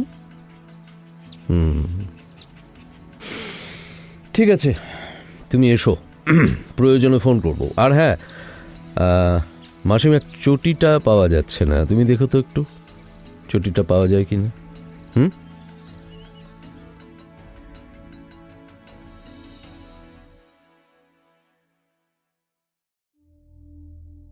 ব্রিজমোহনের ডিউটি ছিল, আর মোহনলালকে ফোন করে ডাকা হয়েছিল। দুজনকে আলাদা আলাদা করে জিজ্ঞাসা করলেন রথিন স্যার। দুজনেই রমেশকে চেনে, কিন্তু লতার সঙ্গে একটা ব্যাপারেই কথা মিলছে না। পিৎজা ডেলিভারি ম্যান রমেশ পরিষ্কার বাংলায় কথা বলতো, হিন্দির কোনো টান ছিল না। না, তবে ঘাড় বেঁকা, ফ্যাঁস ফ্যাঁসে গলা, লম্বা, গায়ের রং কালো, গালে আঁচিল। হৈমবতী যেদিন খুন হন সেদিন যে ব্যক্তি ব্রিজমোহন বা মোহনলালের সঙ্গে কথা বলেছিল সে ব্যক্তি রমেশের মতো লম্বা, তবে মাথার হেলমেট খোলেনি। কাজেই দুজনেই দেখেনি তার মুখ। তবে এর গলাটা ভরাট, ফ্যাঁস ফ্যাঁসে নয়। আর একটা ব্যাপার আমরা জানতে পারলাম, যেদিন সিসিটিভির গণ্ডগোল হয় সেদিন ঘোষবাবু সবাইকে বলেওছিলেন 3-5 সময় লাগবে। সেই দিনই রমেশ পিৎজা দিতে এসেছিল, আর সেটাও হৈমবতী দেবীকে। অদ্ভুত ব্যাপার, সেদিন সন্ধ্যাও এসেছিল হৈমবতীর কাছে। অবশ্য এমনি সে আসতো হৈমবতীর কাছে। তার মানে সিসিটিভির গণ্ডগোল যে আছে তা সন্ধ্যা বা রমেশের জানাটা অসম্ভব নয়। স্যার ঘোষবাবুকে ডাকলেন যদি পুরনো কিছু ফুটেজ পাওয়া যায়। আমি নিশ্চিত স্যার দেখবেন সন্ধ্যা আর রমেশকে। বোঝাই যাচ্ছে যে সন্ধ্যা আর রমেশ বেশ সন্দেহভাজন। আচ্ছা, তাহলে আকাশদ্বীপের প্রতিদ্বন্দ্বী নবনীল বা কামিনী, তারা চিত্রনাট্যের কোথায়? কেনই বা হৈমবতী খুন হলেন? টাকা পয়সা গয়নাগাটি তো সবই আছে, তবে তবে খুন কেন? অর্কবাবুর ওপর প্রতিহিংসা নেওয়ার তাও কারণ থাকতে পারে, মানছি, কিন্তু হৈমবতী দেবী কেন, তাও এতদিন পর? সব সব কেমন গুলিয়ে যাচ্ছে আমার। তবে হ্যাঁ, রথিন স্যার একটা জিনিস পরিষ্কার বুঝেছেন, এই ফ্ল্যাটে হৈমবতী দেবীর প্রভাব ছিল, তার নেগেটিভ এফেক্ট বেশি হয়েছে। রেজিস্টারে সন্ধ্যা বা ডেলিভারি ম্যান রমেশের কোনো সই বা ফোন নাম্বার এবং আসা যাওয়ার টাইম লেখা নেই। তার জন্য যথেষ্ট ভর্ৎসনা করলেন স্যার। ব্রিজমোহন আর মোহনলাল মাথা নিচু করেছিল। যাক, এখন আর বলে কি হবে, কতস্য শোচনা নাস্তি। রথিন স্যার সকাল হতেই বসেছেন কল লিস্ট নিয়ে। হৈমবতী দেবী যেদিন খুন হন সেদিন 7:30 নাগাদ কথা বলেছেন অরিত্রবাবুর সঙ্গে। অরিত্রবাবুকে আসার কথা বলেছিলেন, কিছু একটা বিষয়ে অরিত্রবাবুকে বোঝাবেন বলেছিলেন। অরিত্রবাবুর অন্তত তাই বক্তব্য। অরিত্রবাবু সময় চেয়েছিলেন কারণ অফিসে ছুটি নিতে হবে, অনেক ঝামেলা এই সময়। যাই হোক, 0.5 ঘন্টা মায়ের সঙ্গে অরিত্রবাবুর কথা হয়েছিল। শকুন্তলা দেবী ও মৌও হৈমবতীর সঙ্গে কথা বলেছিলেন বলে জানাচ্ছেন অরিত্রবাবু। ঠিক 8:45 নাগাদ হৈমবতী দেবী একটা কল রিসিভ করেন। আচ্ছা, কিন্তু রথিনবাবু দেখেছেন সে নাম্বারের অস্তিত্ব নেই। শেষ যে নাম্বার ওই দিন রাত 12টা পর্যন্ত সক্রিয় ছিল, তারপর সম্ভবত সিম খুলে ফেলা হয়। লাস্ট লোকেশন তিলজলা বস্তি। রাস্তার সিসিটিভির ফুটেজ দেখে বাইকের নম্বর যা বোঝা যাচ্ছে WRE4556, কিন্তু তার কোনো অস্তিত্ব নেই। কিন্তু কালো লম্বা দীর্ঘদেহী মাথায় হেলমেট পরা একটা ব্যক্তি। সিসিটিভি ফুটেজও সারা রাত ধরে চেক করা হয়েছে। সন্ধ্যা বা রমেশের চেহারা প্রত্যক্ষদর্শীর বর্ণনার সঙ্গে মিলে যাচ্ছে, কিন্তু ফ্ল্যাটের পুরনো সিসিটিভি ফুটেজে অস্বাভাবিক কিছু নেই। সেবা আয়া সেন্টারের মালিককে ফোন করা হয়েছিল কারণ সন্ধ্যার মোবাইল নম্বরের অস্তিত্ব নেই বলছে। লাস্ট সে ফোন ব্যবহার করা হয়েছিল 6 মাস আগে। সেবা আয়া সেন্টারের মালিক রসময় বাবুর সাথে যোগাযোগ করতে তিনি বললেন,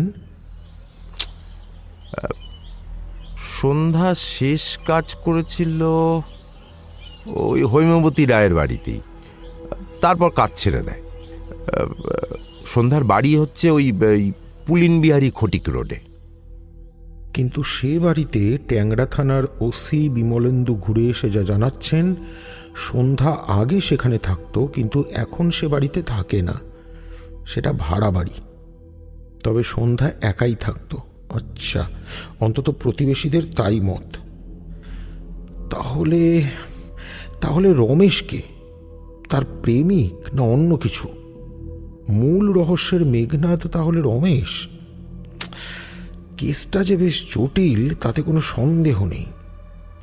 সেবা আয়া সেন্টারের মালিক রসময়বাবু আরও জানিয়েছেন, হৈমবতীর বাড়ির কাজের আগের বছর সন্ধ্যা দাস আয়া সেন্টারে যোগ দেয়। কাজের ব্যাপারে নিষ্ঠা দেখে আমিও বেশ ভরসা পাই। এর আগে 2 বাড়িতে কাজ করেছে সন্ধ্যা, তাদের নাম ঠিকানা আমি বলছি। একজন হচ্ছে ওই বাদুর বাগানের বসগিন্নি, আর আরেকজন হচ্ছে ওই কসবার শাহবাবুদের বাড়ি। শৈবাল, সাহাগিন্নি আর বোসগিন্নির কাছে খবর নাও, যদি কোনো ক্লু পাওয়া যায়। আর শোনো একটা কথা, ফ্ল্যাটের পেছনে গিয়ে একটু খোঁজ করো তো, কিছু পাও নাকি দেখো। হ্যাঁ স্যার, এক্ষুনি যাচ্ছি। আর স্যার, সন্ধ্যা আর রমেশের ছবি সমস্ত থানায় পাঠানো হয়েছে। ঠিক আছে, তুমি যাও, দেখা যাক কি হয়।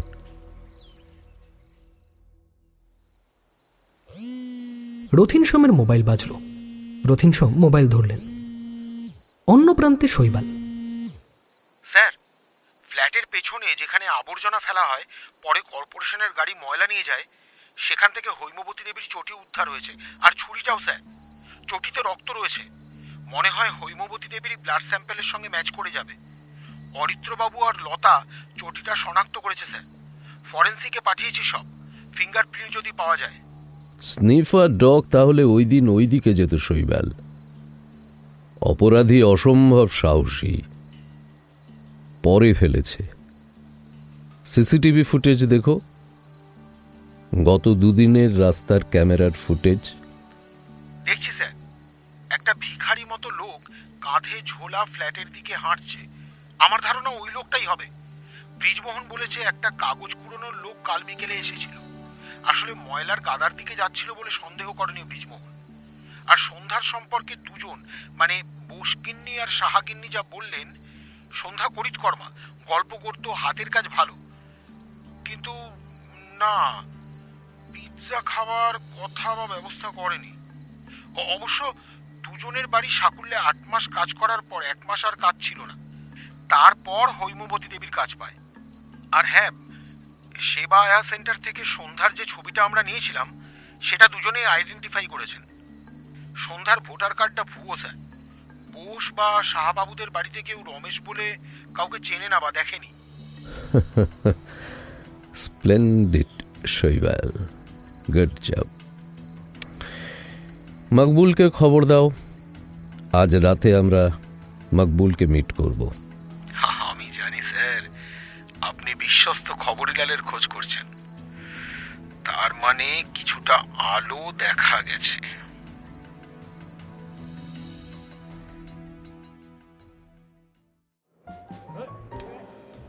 ডিনার এট নাইটে আজ বেশ জমজমাট। রাতের মায়াবী আলোয় বেশ অন্যরকম লাগছে। একটা মিউজিক হালকা চালে বাজছে। একপাশে একটা টেবিলে দুজন বসে আছে। দুজনের সামনে দুটো তরল পানীয়ের পানপাত্র। হঠাৎই এক আগন্তুক যেন অন্ধকার থেকে উদয় হয়। মাচিস হ্যাঁ। বৃদ্ধ ভদ্রলোক পকেট থেকে দেশলাই বার করে প্রথমে বাঁ হাতে পরে ডান হাতে নেন। আগন্তুক এগিয়ে আসে। একটা মোটা এনভেলপ সুকৌশলে হাতে নেয় আগন্তুক। ঠিক আছে, কাম হো যায়গা।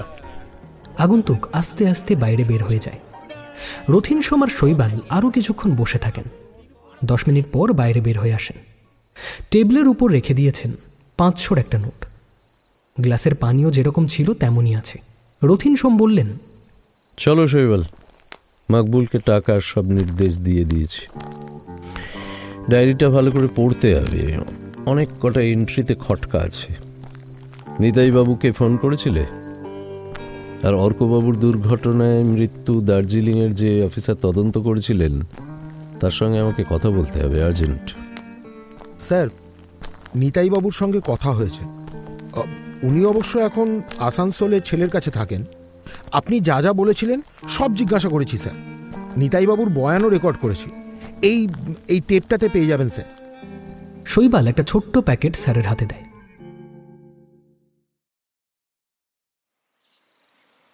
বাড়ির ছাদে কফি নিয়ে বসেছেন রথিন সোম, সামনে শৈবাল।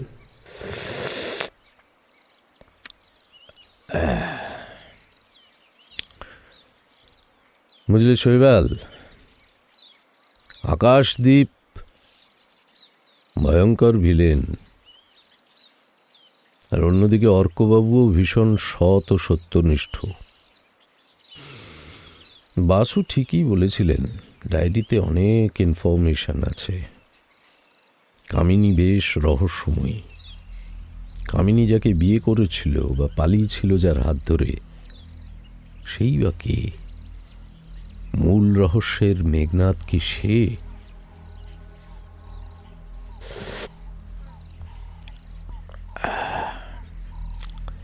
হালকা একটা আভাস পাচ্ছি, আবার সম্পূর্ণ চেহারাটাও ধরা দিচ্ছে না শৈবাল। আচ্ছা শৈবাল, তুমি তো পলিটিক্যাল সায়েন্সের ছাত্র আর আমার ইকোনমিক্স। আচ্ছা, তোমার বাংলা সাহিত্য নিয়ে কোনো ধারণা আছে, বা এমন কেউ বিশেষজ্ঞ যার নলেজ আছে, তার সন্ধান দিতে পারো? স্যার, আমার মেসমশাই আছেন, আশুতোষ কলেজের বাংলা বিভাগের অধ্যাপক সমীরণ মুখোপাধ্যায়। তার কাছে গেলে হবে? আরে হবে মানে দৌড়বে। চলো, কি আশ্চর্য। চলো চলো চলো, আজ সন্ধ্যায় যদি মিট করা যায় খুব ভালো হয়। আমি একাই যাব। বাড়ির ঠিকানা দাও। আর দেখো শোনো, সাক্ষাৎটা কিন্তু ভীষণ জরুরি, কেমন? একটু মেশোকে বলে দাও প্লিজ। ও আপনি নিশ্চিন্ত থাকুন স্যার। কারণটা বলবেন স্যার? দেখো শৈবাল, 1984 সালের ডায়েরির মাঝে কটা পাতা মোড়া ছিল। তার মধ্যে গোলাপি খামে একটা কাগজ।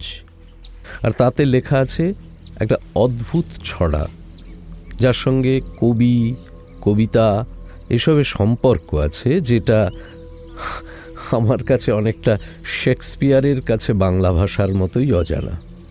আর সেজন্যই আমি সমীরণবাবুর সাহায্য প্রার্থী। এটা একটা ধাঁধা বা গুপ্তধন হলেও হতে পারে। শৈবালের দিকে একটা কাগজ এগিয়ে দিয়েছেন রথিন সোম। হ্যাঁ, লেখাটা তো অর্কবাবুরই, কিন্তু ছড়াটার মানে কি স্যার? তাহলে ছড়াটা পড়া যাক, শোনো। কবির তিলক চূড়া, জন্ম তাঁর বাঁধা মুড়া, দাশরথী নামে সে খ্যাত, পাঁচালী শ্রবণে তার চিত্ত ভরে সবাকার, জাদু হাতে পাঁচালী লিখিত, ধনরত্ন দামি হয় রক্ষণেতে লাগে ভয়, বুঝো জন যে যেন সন্ধান, লুকিয়ে রেখেছি তাই কবিকে প্রণতি জানাই, লেগে পড়ে ব্যবহারে জ্ঞান। শৈবাল মেশোকে ধরেছে। মেশো এক কথায় স্যারকে সময় দিলেন। মেশোমশাইয়ের বাড়িতে স্যারকে নামিয়ে দিয়ে আনুষ্ঠানিক পরিচয় করিয়ে দেওয়া ছাড়া শৈবালের বিশেষ কাজ নেই। শৈবাল, তুমি তমালকে বলবে আমার নাম করে যে কাল চাঁচলের স্বামী পূর্ণানন্দজির সারদা অনাথ আশ্রমে যেতে। স্বামীজির সঙ্গে কথা হয়েছে, কামিনী বিষয়ক তথ্য লাগবে। আর দার্জিলিংয়ে অর্কপ্রভ দুর্ঘটনায় পড়েন 1998 সালে। নরেন্দ্র থাপা আমার বিশেষ পরিচিত, ওর ফোন নাম্বার দিয়ে দিচ্ছি, রাতে একটু ধরবে। আর কতগুলো তথ্য পেলেই মনে হচ্ছে খুব তাড়াতাড়ি নিষ্পত্তি করতে পারবো কেসটা। সন্ধ্যার খোঁজে সব থানাকে বলেছ তো? সন্ধ্যাকে চাই, আর তার সেই রমেশ মানে তার প্রেমিক বা দোসরকেও চাই। যাকে আমরা দুই বৃদ্ধ একটু এবার পড়াশুনো করব। তুমি কাজগুলো করো। 1 নম্বর চাঁচল, আর 2 নম্বর নরিন্দর থাপা। যাও। রথিন সোম যখন সমীরণবাবুর বাড়ির থেকে বের হলেন, তখন শৈবাল স্যারকে আনতে এসেই লক্ষ্য করেছিল স্যারের মুখে একটা তৃপ্তির হাসি। কিছু একটা তো হয়েছেই। সাধারণত রথিন সোম নিষ্পৃহ থাকেন, নিজেকে বলেন সাইলেন্ট ওয়ার্কার। রাতে বাড়িতে স্যারকে নামিয়ে শৈবাল বের হয়ে যাচ্ছে, হঠাৎই রথিন সোম বলে উঠলেন, 1 মিনিট শৈবাল, ফোনে অরিত্রবাবুকে একটু ধরবে? হ্যাঁ স্যার, ফোন করছি। Hello Aritra, sorry to disturb you. বলছি যে তোমার বাবার পদবী রায়, মায়ের পদবী কি? আর তোমার মামার বাড়ি কোথায়? উপরান্ত থেকে কি কথা হলো তা শৈবাল বুঝতে পারল না। স্যারের মাথায় কি যে কখন খেলে বোঝা সত্যি দুষ্কর। কাল তমাল বের হয়ে যাবে চাঁচলের উদ্দেশ্যে, স্যার ব্রিফ করবেন। রাত 12:30টাতে স্টাডি রুমে চুপ করে বসেছিলেন রথিন সোম। না, দেখতে দেখতে 6টা দিন পার হয়ে গেল। হৈমবতী হত্যার তো এখনো কোনো কুল কিনারাই হলো না। আসলে অনেকগুলো ইনফরমেশন লাগবে, যেটা এখনো আমি পাইনি। না, না পেলে তো সমস্যা গভীর। কি যে করি। রথিন সোম ভাবছেন এবার উঠবেন, ঠিক তখনই মোবাইলটা বাজল। রথিন সোম দেখলেন আননোন নাম্বার। ফোনটা ধরতেই উপরান্ত থেকে যে কণ্ঠস্বরটা পেলেন, তার প্রতীক্ষাতেই বুঝি এতক্ষণ জেগেছিলেন। 0.5 ঘন্টা কথা হলো। রথিন সোমও কিছু নির্দেশ দিলেন। আবার একটা ফোন গেল। রথিন সোম ছটফট করছেন উত্তেজনায়।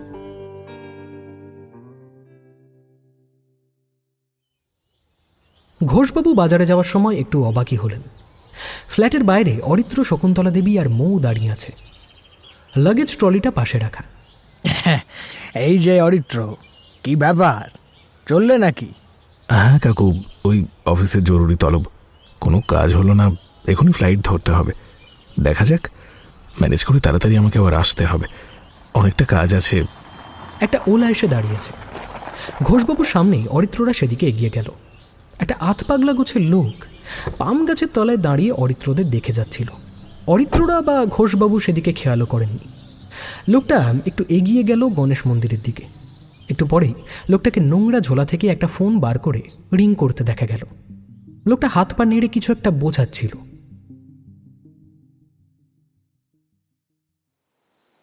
শৈবাল বাড়িতে সবে ঢুকেছে। ঘড়ির কাঁটা প্রায় 8:30 ছুঁই করছে। তখনই ফোনটা বাজল। রথিন সোম নামটা স্ক্রিনে জলজল করছে। অসময়ে স্যারের ফোন? হ্যাঁ স্যার, বলুন।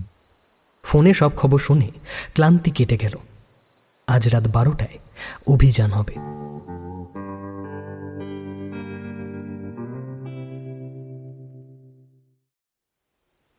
রাত 11:30 বাজে।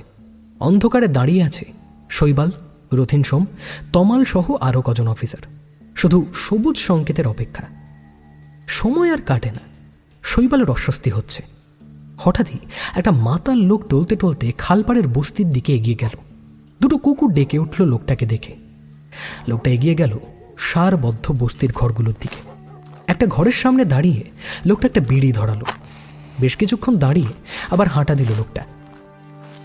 শৈবাল, ওই ঘরটা এখনই রেড করব আমরা। সাবধান, যে কোনো মুহূর্তে অপরাধী কিন্তু প্রত্যাঘাত করতে পারে। Be very alert. অফিসারদের টিম দ্রুত গতিতে এগিয়ে গেল নির্দিষ্ট ঘরের দিকে। দরজার দুদিকে পজিশন নিয়ে দাঁড়িয়ে আছেন অফিসারেরা। শৈবাল শুধু স্যারের নির্দেশে দরজায় নক করল। ভিতর থেকে কোনো আওয়াজ নেই। শৈবাল আবার নক করল। কে? কি চাই? দুলাল আছে, ভীষণ দরকার। ভিতর থেকে কোনো শব্দ নেই। এবার দরজায় একটু আওয়াজ হলো। রথিন সোম ইশারা করেছেন। সবাই পজিশন নিয়েছেন। শৈবাল এতক্ষণে দেখল দুজন মহিলা অফিসাররাও আছেন, তানিয়া আর দিতিপ্রিয়া। দরজা খোলার সঙ্গে সঙ্গেই রথিন সোম এক লাফে ভিতরে ঢুকে পড়েছেন, হাতে রিভলভার। শৈবাল হঠাৎ দেখল একটা কালো লোক কিছু একটা থলের ভিতর থেকে বার করার চেষ্টা করছে। একজন মহিলা, শাড়ি পরা, হতচকিত হঠাৎই ঘটনার পরম্পরায়। স্যার সাবধান! তখনই লোকটা কিছু একটা ছুঁড়ে দিয়েছে স্যারের দিকে। অদ্ভুত ক্ষিপ্রতা রথিন সোমের। এমনভাবে একটা শরীরের মোচড় মারলেন, সরু লম্বা ছুরিটা স্যারের কান ঘেঁষে বেরিয়ে গেল। ততক্ষণে শৈবালের হাতের অস্ত্র গর্জন করে উঠেছে। অভ্রান্ত লক্ষ্য। লোকটার হাতে লেগেছে গুলি। সারা ঘর ধোঁয়ায় ধোঁয়াময়। তোমার খেলা শেষ। রমেশ ওরফে দুলাল দাস। আর তুমি তো সন্ধ্যা। তোমার আসল নাম লতিকা আর মার নাম কামিনী, তাই তো? ওয়ার্নিং দিচ্ছে তোমাদের দুজনকেই। চালাকি করার চেষ্টা করবে না, তাহলে কুকুরের মতো গুলি করে মারবো। দুলালের চোখে যন্ত্রণার পাশাপাশি ক্রোধের আগুন জ্বলছে। তাহলে তীরে এসেও তরি ডুবলো, হ্যাঁ? পেলে না বলে খুন করলে হৈমবতী দেবীকে। দীনেশ ট্যান্ডন কত টাকা অফার করেছিল দুলাল? 50 লাখ। দুলাল অকথ্য ভাষায় গাল দিচ্ছিল। শৈবালের মনে হচ্ছিল কোষে একটা থাপ্পড় মারে। তানিয়া, সন্ধ্যাকে হাত কড়া পড়াও। এ রাজ সাক্ষী হবে। এই কেসে ভালো গুরুত্ব আছে সন্ধ্যার। শৈবাল, দুলালের ঘর তল্লাশি করো। মার্ডার ওয়েপন, সেই কিচেন নাইফ আর রেনকোটটা যদি পাও। অবশ্য যদি ঠিকানা না লাগিয়ে রাখে। এর আগে বোসপুকুরে মধুমন্তী দেবীর হত্যা বা টালিগঞ্জের ব্যাংক ডাকাতিরও নেপথ্যচারী এই দুলাল। কাজেই শৈবাল, এ আমাদের বহু পুরনো পাপী। হ্যাঁ স্যার, বলছি যে চলো এক্ষুনি আমরা যাব হৈমবতীর ফ্ল্যাটে। ওখানেও চিত্রনাট্য লিখে এসেছি। বেশি দেরি করলে ফসকে যাবে যে চিত্রনাট্য। ওখান থেকে খবর আসবে। বাকিরা আসামিদের নিয়ে যাক। আমি আর শৈবাল যাব সরাসরি ফাইনাল দৃশ্যে।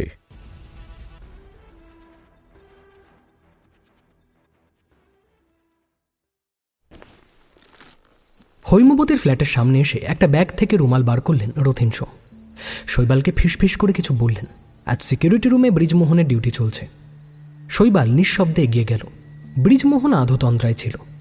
অপ্রত্যাশিতভাবেই দুটো বলিষ্ঠ হাত পেছন থেকে নাকের উপর রুমাল ধরতেই ব্রিজমোহনের চোখে নেমে এলো রাজ্যের ঘুম। ব্রিজমোহনকে দ্রুত বেঁধে ফেললেন রথিন সোম। মুখে টেপ দিয়ে শৈবাল তাকে অন্ধকার সিঁড়ির তলায় ঢুকিয়ে দিল। প্রতিটা ফ্লোরে লাইট জ্বলছে। সিঁড়ির তলাতেই দাঁড়িয়ে রইলেন রথিন সোম আর শৈবাল। সময় কাটে, মশার কামড় সহ্য করতে হচ্ছে। শৈবালের উত্তেজনা হচ্ছে ভীষণ। স্যার কি বলছেন? চিত্রনাট্য তৈরি, ধুর, কিছুই বোঝা যাচ্ছে না তো। হঠাৎ রথিন সোম শৈবালের কবজিতে চাপ দিলেন। একটা ছায়ামূর্তি নিচের দিকে সিকিউরিটি রুমের দিকে দেখছে। সম্ভবত ব্রিজমোহনকে খুঁজছে। এবার আগন্তুক আবার উঠতে থাকলো সিঁড়ি দিয়ে। রথিন সোম আর শৈবাল আরও কিছুক্ষণ দাঁড়িয়ে থাকলো। চলো, 3 তলায় হৈমবতী দেবীর ঘরের সামনে। দুজনে চুপি সাড়ে 3 তলায় সিঁড়ি দিয়ে উঠল। শৈবাল এবার যে দৃশ্য দেখল তা দেখার জন্য প্রস্তুত ছিল না। হৈমবতী দেবীর ঘরের সামনে, অর্থাৎ ফ্লোরের আলো বন্ধ, অন্ধকার। মৃদু টর্চের আলো দেখা যাচ্ছে। আধো আলো ছায়ায় এক আগন্তুক টর্চের আলো দিয়ে হৈমবতী দেবীর দরজা খোলার চেষ্টা করে যাচ্ছে। রথিন সোম নিঃশব্দে এগিয়ে গেলেন, ক্ষিপ্র চিতাবাঘের মতন। একদম নড়বেন না। সর্ষের মধ্যে ভূত সেজে বসেছিলেন ঘোষবাবু।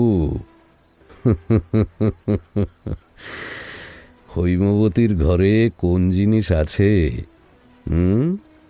যার জন্য আপনার এত তৎপরতা? ঘোষবাবু ঘুরে দাঁড়িয়েছিলেন।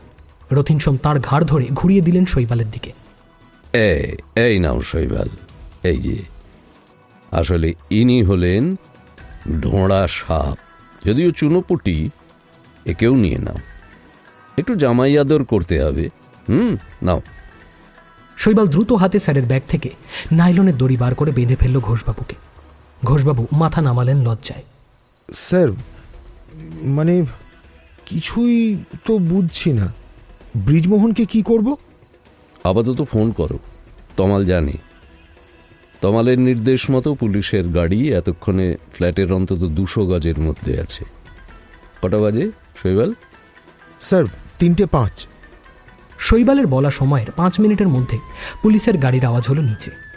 অরিত্র আমার কথা মতো ওর বন্ধুর বাড়িতে রয়েছে ঘোষবাবু। স্ত্রীকন্যাও ওখানে, কাল সকালে আসবে এখানেই। টোপটা দিলাম, খেয়েও নিলেন নির্বোধের মতো। যাকে শৈবাল, এখন আমি বাড়ি গিয়ে ঘন্টা 5 জন্য ঘুম দেব, বুঝলে? যা উত্তর দেওয়ার সমস্ত কাল 9:30 অরিত্রবাবুর ডাইনিং রুমে। সবাইকে বলে দিও, নাটকের জবনিকা পাত। ঘোষবাবু, আপনিও থাকবেন। আরে কোনো টেনশন করবেন না, নো টেনশন। জানি শৈবাল, তোমার আজকে রাত্রে ঘুম আসবে না, কিন্তু আমি অপারগ। এর বেশি আজ আমি কিছুই করতে পারছি না। আমাকে একটু বাড়ি পৌঁছে দিলে বাধিত হই। শৈবালের মাথাটা দপদপ করছিল। এত সব ঘটনার ঘন ঘটা কিছুতেই বুঝতে পারছে না শৈবাল। অনেক প্রশ্ন মনের মধ্যে ঘুরপাক খাচ্ছে।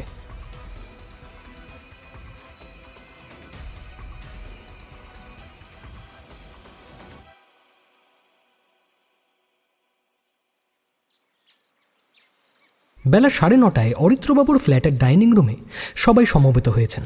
ঘোষবাবুকেও পুলিশ প্রহরায় রাখা হয়েছে। ঘোষগিন্নি যদিও চিৎকার চেঁচামেচি করছিলেন। শৈবালের ধমক খেয়ে ঘরে ঢুকেছেন আর বের হচ্ছেন না। শৈবাল এমনিতে কাল রাতে ঘুমোতে পারেনি ঠিক করে। তার মনে অজস্র প্রশ্নচিহ্ন। সেও তাই মোক্ষম জবাব দিয়েছে। নাটক করবেন না, কোর্টে যান, আইনের পথে চলুন, না হলে না আপনাকেও চালান করব। তমাল, লালবাজারের আরেক অফিসার প্রণবেশ, সাদা পোশাকের পুলিশ, লতা, অরিত্রবাবু, শকুন্তলা দেবী সবাই আছেন। লতা সবার জন্য চা করেছে। পাশের ফ্ল্যাটের মুখার্জিবাবু আছেন। শুধু অরিত্র রথিন সোমের কথা মতন মৌকে বন্ধুর বাড়িতে রেখে এসেছে। এইসব আলোচনায় বাচ্চাদের থাকা ঠিক নয়। 9:35 নাগাদ রথিন সোম ঢুকলেন, সঙ্গে পক্ককে সৌম্যদর্শন এক বৃদ্ধকে নিয়ে। শৈবাল তো মেসমশাইকে দেখে হতচকিত। রথিন সোম বৃদ্ধের পরিচয় করিয়ে দিলেন সবার সঙ্গে। ইনি হলেন প্রফেসর সমীরণ মুখার্জি, অবসরপ্রাপ্ত অধ্যাপক। আশুতোষ কলেজের এবং বাংলা বিভাগের প্রধান ছিলেন। ইনি সাহায্য না করলে এই রহস্য সমাধান করা আমার পক্ষে অসম্ভব ছিল। অরিত্রবাবু, তার মিসেস, সলিসিটার মিস্টার বাসু, লতা, ব্রিজমোহন, মোহনলাল, আমার খবরিলাল, দার্জিলিংয়ের অফিসার নরিন্দর থাপা, চাঁচলের সারদা অনাথ আশ্রমের পূর্ণানন্দ স্বামী এবং সমস্ত পুলিশ বিভাগের কাছে আমি চিরকৃতজ্ঞ। শৈবাল আর তমালকে ধন্যবাদ জানিয়ে ছোট করব না। 5 মিনিট দেরি হওয়ার জন্য আমি সত্যি ক্ষমা প্রার্থী। আসলে অবসরপ্রাপ্ত বৃদ্ধকে আপনারা নিজ গুণে মার্জনা করবেন বলেই আমার বিশ্বাস। সবাই মন্ত্রমুগ্ধের মতন বসে আছে। প্রারম্ভিক ভাষণের শুরু স্যারের এইরকমই হয়, অনেকটা ভোট অফ থ্যাঙ্কসের মতন। শৈবালের এই অভিজ্ঞতা আগেও হয়েছে। সংক্ষেপে সব কথা বলছি আমি। জানি আপনাদের অনেক জিজ্ঞাস্য, তো একে একে উত্তর দেওয়ার চেষ্টা করছি। প্রবাসী অর্কপ্রভের সঙ্গে বিবাহ হল হৈমবতী রায়ের। দুজনেই রায়। হৈমবতীর মামা তাই সম্প্রদান করেছিলেন। অর্কপ্রভুর ব্রিলিয়ান্ট ক্যারিয়ার, তাই এমন সুপাত্র হাতছাড়া করেনি হৈমবতীর পিত্রালয়। হৈমবতীর পিত্রালয় কাটোয়ায়। তো এবার বীরভূমে কর্মরত অবস্থায় অর্কপ্রভু বাবুর এজলাসে আসামি হয়ে এলেন একসময়ের রাজনৈতিক মদতপুষ্ট আসামি আকাশদীপ সিং। সৎ ও সাহসী অর্কপ্রভু তাকে যাবজ্জীবন কারাদণ্ড দিলেন। আপিল করলে হাইকোর্টেও সেই রায় বহাল থাকল।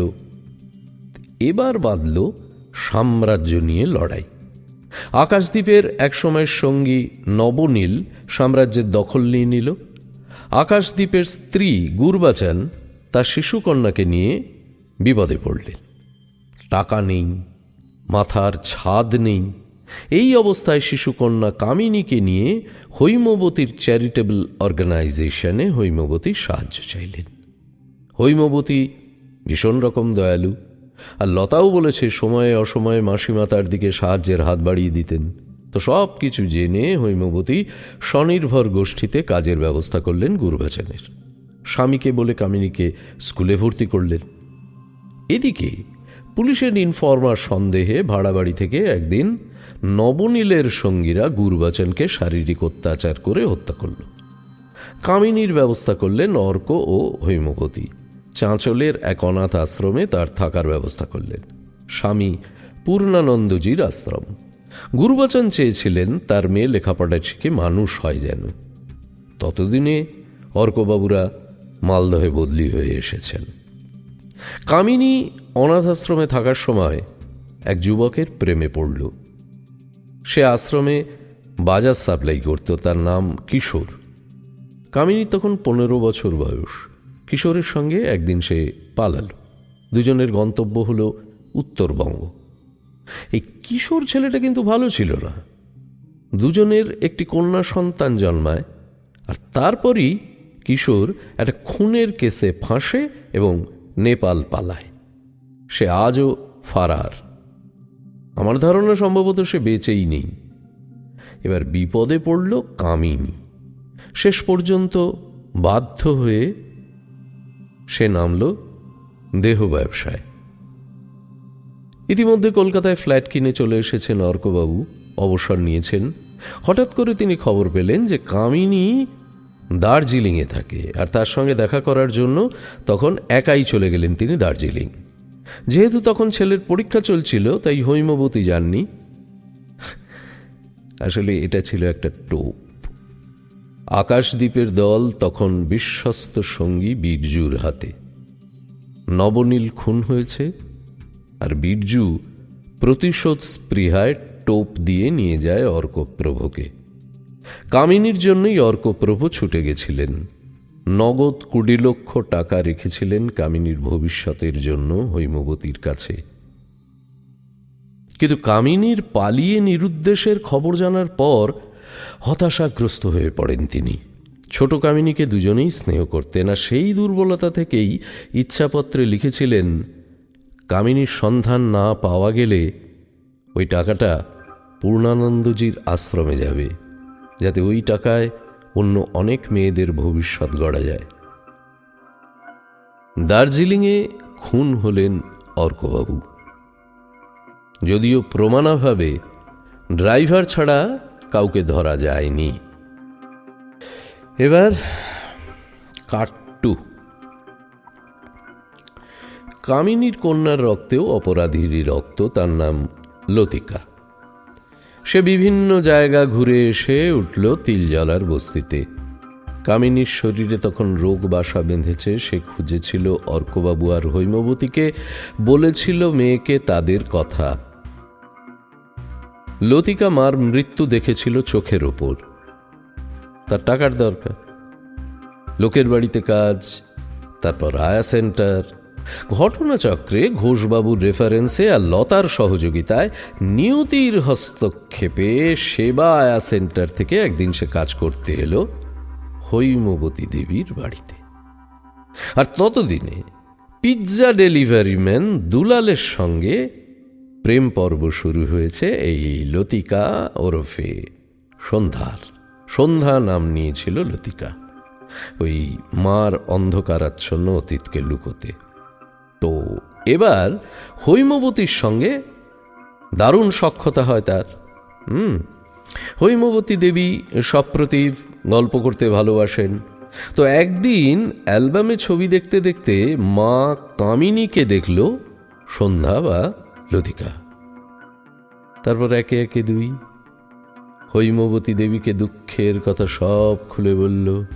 হৈমবতী সন্ধ্যাকে বিশ্বাস করেছিলেন, বলেছিলেন যে মায়ের নামের টাকা সন্ধ্যাকে দেবেন, মানে ওই 20 লক্ষ টাকা। সন্ধ্যা সে কথা বলেছিল আবার রমেশ বা দুলালকে। দুলালকে সে ইতিমধ্যেই পিৎজার সাপ্লায়ার হিসেবে বাড়িতে ঢুকিয়েছে। দুলাল প্রচণ্ড লোভী। বাবা ওয়াগন ব্রেকার, চোখের সামনে খুন হতে দেখেছে তাকে। হৈমবতী মাঝে মাঝেই দুলাল বা রমেশকে দিয়ে পিৎজা আনাতেন, খেতেনও পছন্দ করে, লতাকেও খাইয়েছেন। বীরভূমের সব কথা ডায়েরিতে লিখেছিলেন অর্কবাবু, আর সেই ডায়েরিটা পড়ে আমি একটা ধাঁধা পাই। আর এখানেই আবার রহস্য। দাঁড়ান, আগে ধাঁধাটা বলি। ধাঁধাটা হলো, কবির তিলক চূড়া, জন্ম তার বাঁধা মুড়া, দাশরথী নামে সে খ্যাত, পাঁচালী শ্রবণে তার চিত্ত ভরে সবাকার, জাদু হাতে পাঁচালী লিখিত, ধনরত্ন দামি হয়, রক্ষণেতে লাগে ভয়, বুঝো জন যে যেন সন্ধান, লুকিয়ে রেখেছি তাই কবিকে প্রণতি জানাই, লেগে পড়ে ব্যবহারে জ্ঞান। আমার বাংলা সাহিত্যের দৌড় অনেকটা মহাকবি শেক্সপিয়ারের বাংলা ভাষার মতোই। তো শৈবালের সহযোগিতায় গেলাম শৈবালের মেশো বাংলায় পণ্ডিত সমীরণবাবুর কাছে। তো উনি জানালেন অনেক তথ্য, যা এই রহস্যের সমাধানে বিশাল ভূমিকা নিয়েছে। অনেক ধন্যবাদ তাকে। ঊনবিংশ শতাব্দীর প্রথম ভাগ থেকে পুতুল নাচের কদর কমে যেতে থাকে। তো সেই সময় গায়নরা নিজেরাই নূপুর পরে হাতে চামড় দুলিয়ে বা মন্দিরা নিয়ে নৃত্য পরিবেশন করতেন। তো এই সময় এনারা ওই বহুরূপীর মতো চরিত্রানুসারে নিজেদের নানা আখ্যানের পাত্রপাত্রীর রূপে সাজাতেন। অর্থাৎ মানে বিবর্তনের পথ ধরে এলো সং, মানে চিমটি বা বিদ্রুপ সহকারে এলো। শুরু হলো খেউড়ের প্রচলন। আমরা ততক্ষণে শিখে গেছি কীর্তন গান, এছাড়াও রয়েছে রাগাশ্রয়ী গান, রয়েছে খেউড়ের মতো লোকায়ত গান। বৈষ্ণব পদাবলিতে ব্যবহৃত কীর্তন বা নিধুবাবুর টপ্পার পাশাপাশি খেউড়ের চলও রয়েছে তখন সংস্কৃতির আঙিনায়। এই বঙ্গভূমে ঠিক এই যুগ সন্ধিক্ষণেই জন্ম পাঁচালীর। তো কালক্রমে এই ধারার কাহিনী প্রধান গান পাঁচালী নামে স্বতন্ত্র গীতিধারা হিসেবে জনপ্রিয়তা লাভ করে। পাঁচালিতে হাফ আখড়াই গানের মতো তানপুরা, বেহালা, ঢোল, মন্দিরা, মোচাং ইত্যাদি নানা বাদ্যযন্ত্র ব্যবহার করা হতো।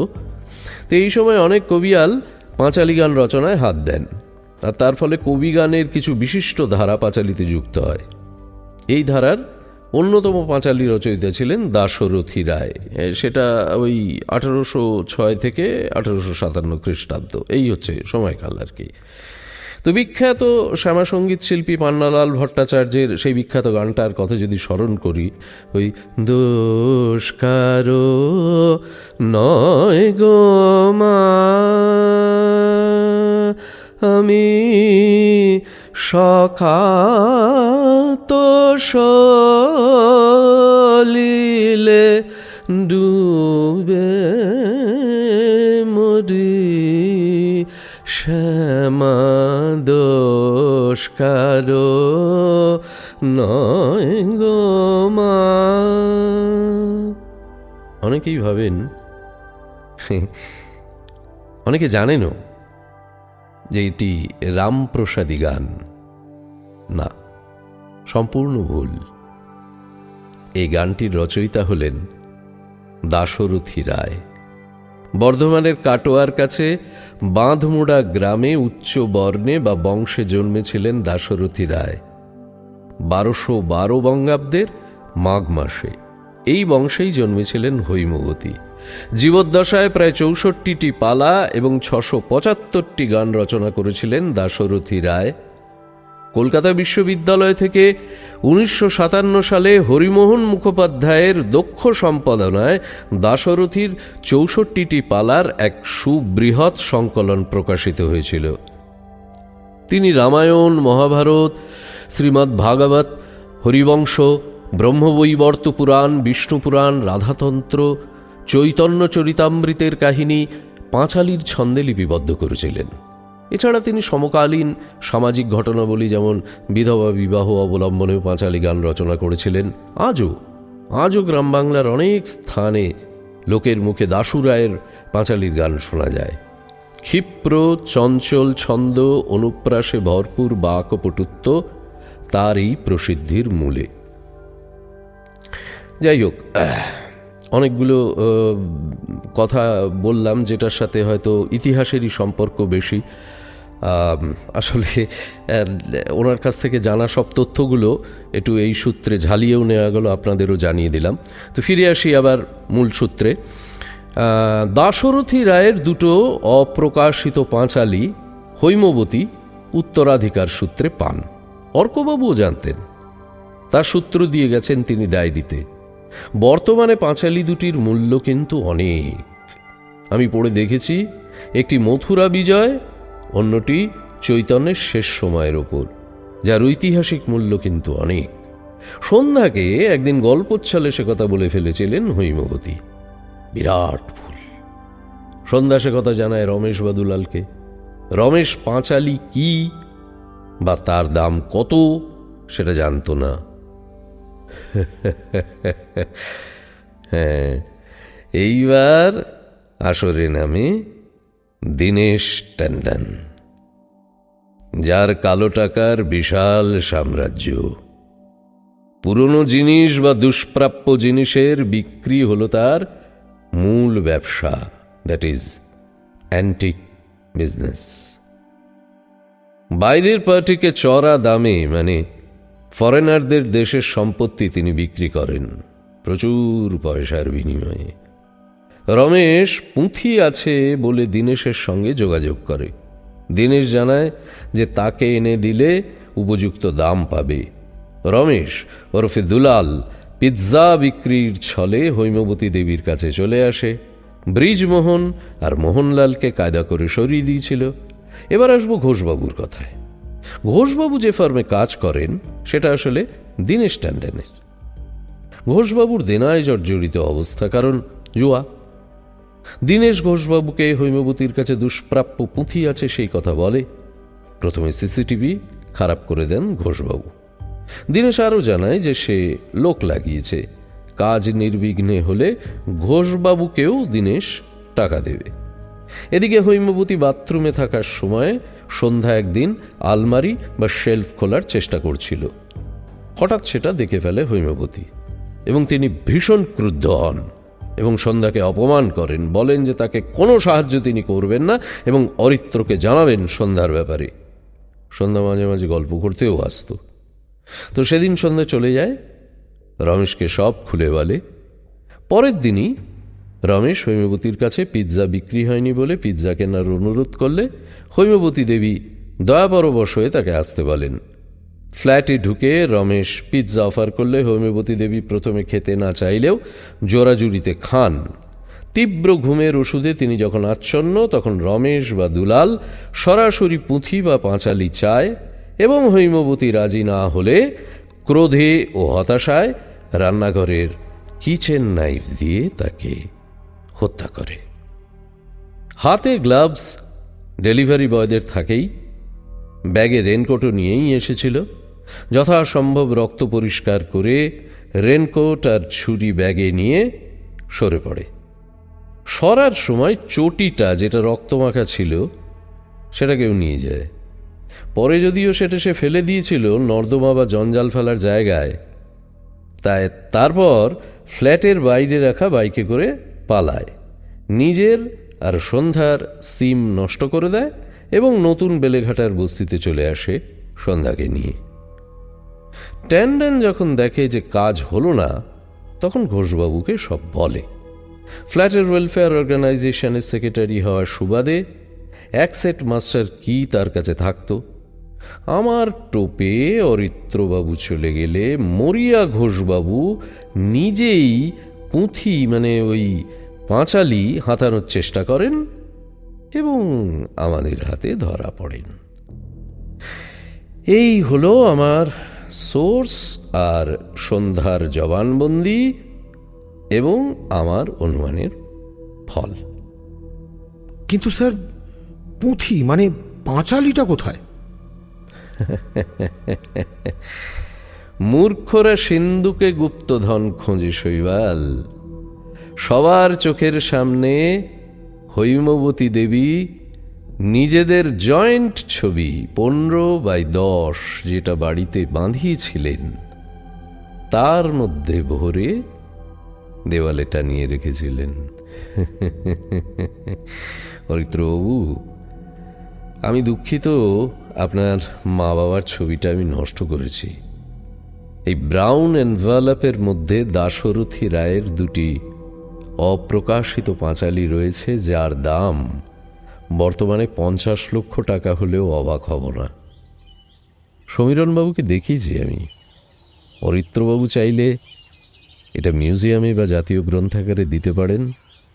এই পাঁচালির সঠিক জায়গা সেটাই।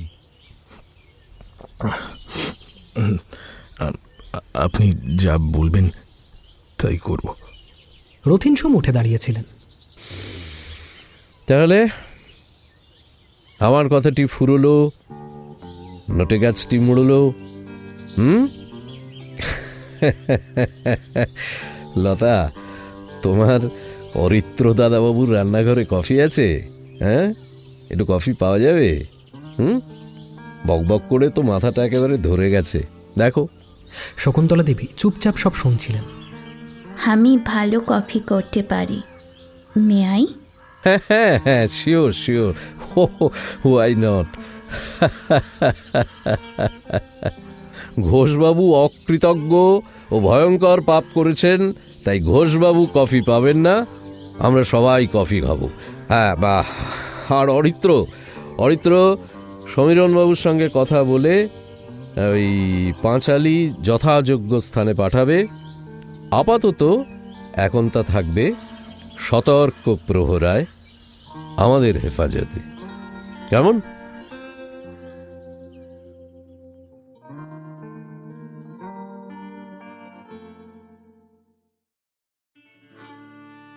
কেমন লাগলো আজকের গল্প জানাতে ভুলবেন না আপনাদের মূল্যবান কমেন্টসের মাধ্যমে।